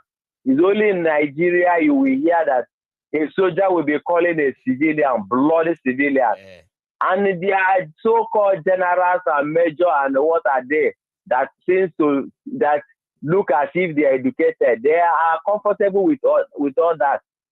Calling a civilian a bloody civilian, that means they see people, they are citizens as people that can be killed at any time. That's the meaning of when you have bloody civilians. You understand? And they do carry out that threat on every day. Every day in Nigeria, army killed a civilian. Every day. There's no single day. All they have to do is just make up a story, okay? Make up a story. If you are a journalist and you decided you want to tell the truth, right? The military will come for you. It is so messed up, Prince. It's so messed up. And people's life, like you said, worth nothing. My and the worst is that the corruption in that army, the corruption there, because they are army, nobody can ask questions, nobody will say anything. You see, Buratai, you know the command they gave, and they killed about up to 2,000 chai, just like that, and that was buried in the nation. I know. The citizens were killed up to 1,000 in a day. All they needed was just to call them Shiites, that they said they are going to be dangerous than Boko Haram if nothing is done now. And that's it. 1,472 human beings were slaughtered and buried in shallow grave in Kaduna, Zaria. All right. Nigeria are in a slave camp. They don't know what they are in, the mess that they are in. That is the problem. Everybody that is there don't know they are in an open concentration camp. Nigeria is an open concentration camp where people are just moving about. They don't know that they can be killed at any time. Nobody asks of you. Mayego, let me come to our help me so that I can round up as soon as I can. Okay, you are the second one for today. Go for it. Our leader, Mazi Nnamdi Kanu, I was so happy to see him in his own element. Me too. You understand? Did you see that part he was arguing with Binta and Nyako in the court? Mayego, that is my own proud moment. I have to say to you, like it's me facing somebody where you say, see, it's like me facing somebody where you say, I know, say one single order, I can tell them to go and kill me or something like that. Like he has that power there and say, look at me very well. I will defeat you in this their court. But I like that one. No, I'm keeping the video. I'm not even changing it. It's still there in my file. You know, Mayego, there's one special thing about Mazi Nnamdi Kanu.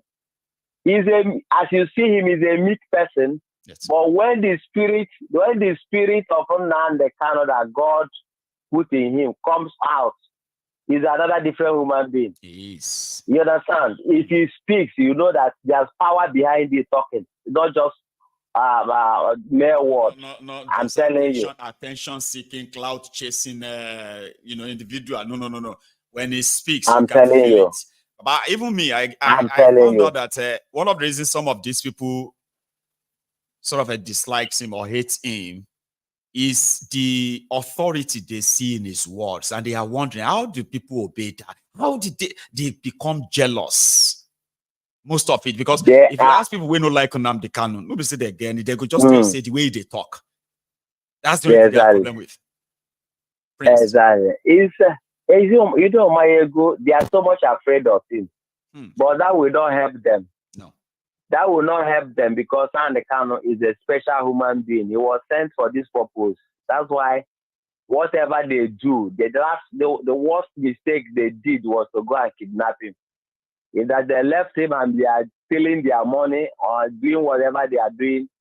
After all, they are a sovereign nation until the day they will crash themselves because with their terrorism and what's it called? Madness, corruption everywhere. You understand? So, Mayego, what I have to tell them finally is this. If they want, what they are doing is delay. They are delaying themselves. If you hold somebody on the ground, you want to go to market. If you leave that person, you will be free. And anybody if you don't leave that person, you are not going anywhere. It's okay, fine. We are both not going anywhere. So you see, this shit that they want, we'll be rubbing it with ourselves. We'll be rubbing it together. You understand? And I'm telling them finally because Nnamdi Kanu, if they want to be kidnapping everybody, if I think Nnamdi Kanu is coming out, we are ready to surrender ourselves to kidnapping. We will go there and stay with DSS. Maybe they like to keep people. They will go there and stay with them. But for Biafra issue, it is Biafra. We are ready to die to the last man standing. We are ready to get our Biafra because Fulani men, they want to get their Ruga with their blood.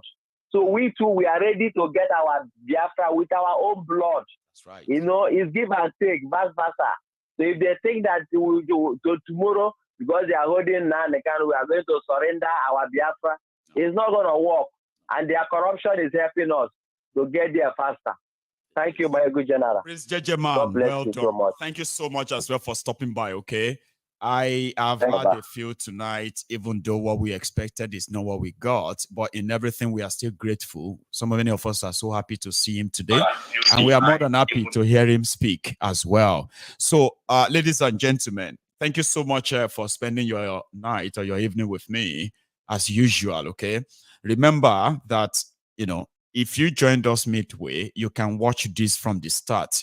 The first 1 hour of this broadcast covers everything that happened in court today when the court denied Mazi Nnamdi Kanu's bail application and asked his lawyers to reapply for it. The case is adjourned to 17th of April. You're going to see me before then, okay? So, to everyone, you should have a wonderful evening and even a kind of more beautiful night too. Thank you, and I will see you again. Odaro.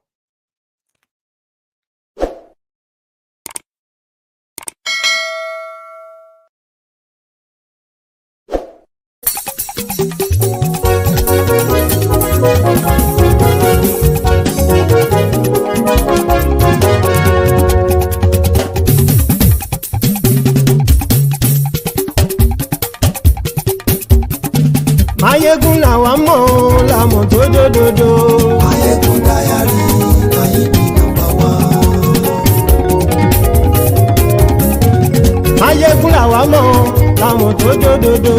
Mayegun diary Nayibi #1. Mayegun ti dé o ọ̀rẹ́ ara ìlú. Mayegun diary Nayibi #1. Lórí Facebook lórí YouTube. Mayegun diary Nayibi #1. Gbogbo bó ṣe ń lọ ni Mayegun já wa sí. Mayegun diary Nayibi #1. Àṣírí ọ̀jẹ̀lú kì í bò níbẹ̀ o. Mayegun diary Nayibi #1. Bó bá ṣe eré àní Mayegun máa wí. Mayegun diary Nayibi #1. Ó sì tún ṣe eré wàá gbọ́ níbẹ̀ o. Mayegun diary Nayibi #1. Mayegun diary politico. Mayegun diary Nayibi #1. Godfatherism kò sí lọ́rọ̀ Mayegun. Mayegun diary Nayibi #1. Ẹ farabalẹ̀ sẹ́ o kẹgọ́rọ̀ lẹ́nu o. Mayegun diary Nayibi #1. Àní Mayegun làwa mọ̀ tó dòdòdò. Mayegun diary Nayibi #1.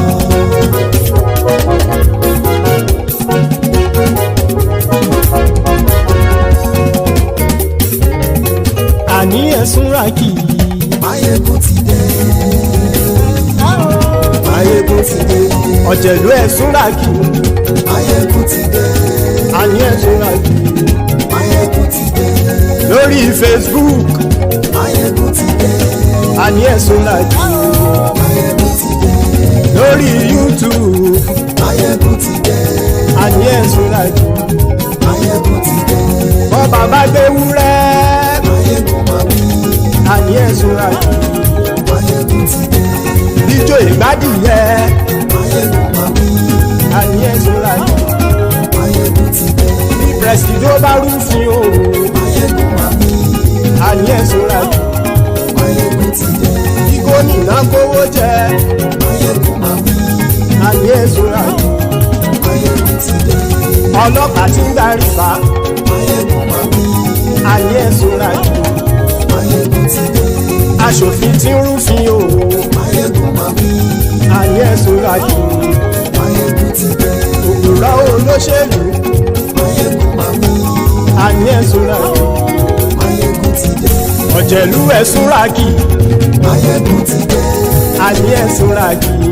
Mayegun ti dé.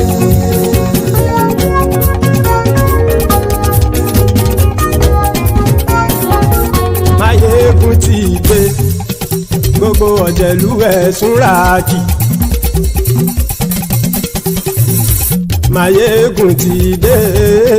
Gbogbo ọ̀jẹ̀lú ẹ̀sùn ràkì. Ṣùgbọ́n ní bá ti ṣe èyí tó yẹ kí wọ́n ṣe, ọmọ bá dèrò ní fi wọ́n níran o.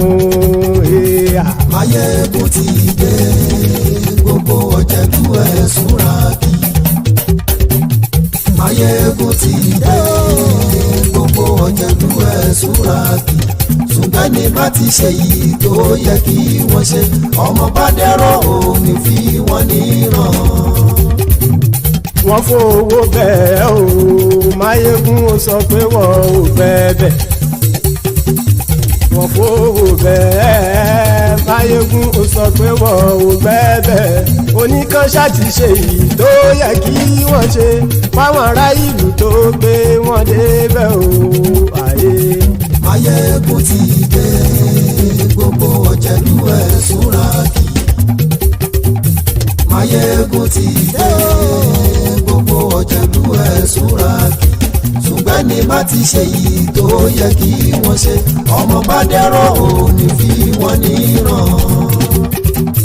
kì máa yí ṣe eré ọ̀rọ̀ yìí kì í ṣe ẹ̀fẹ̀.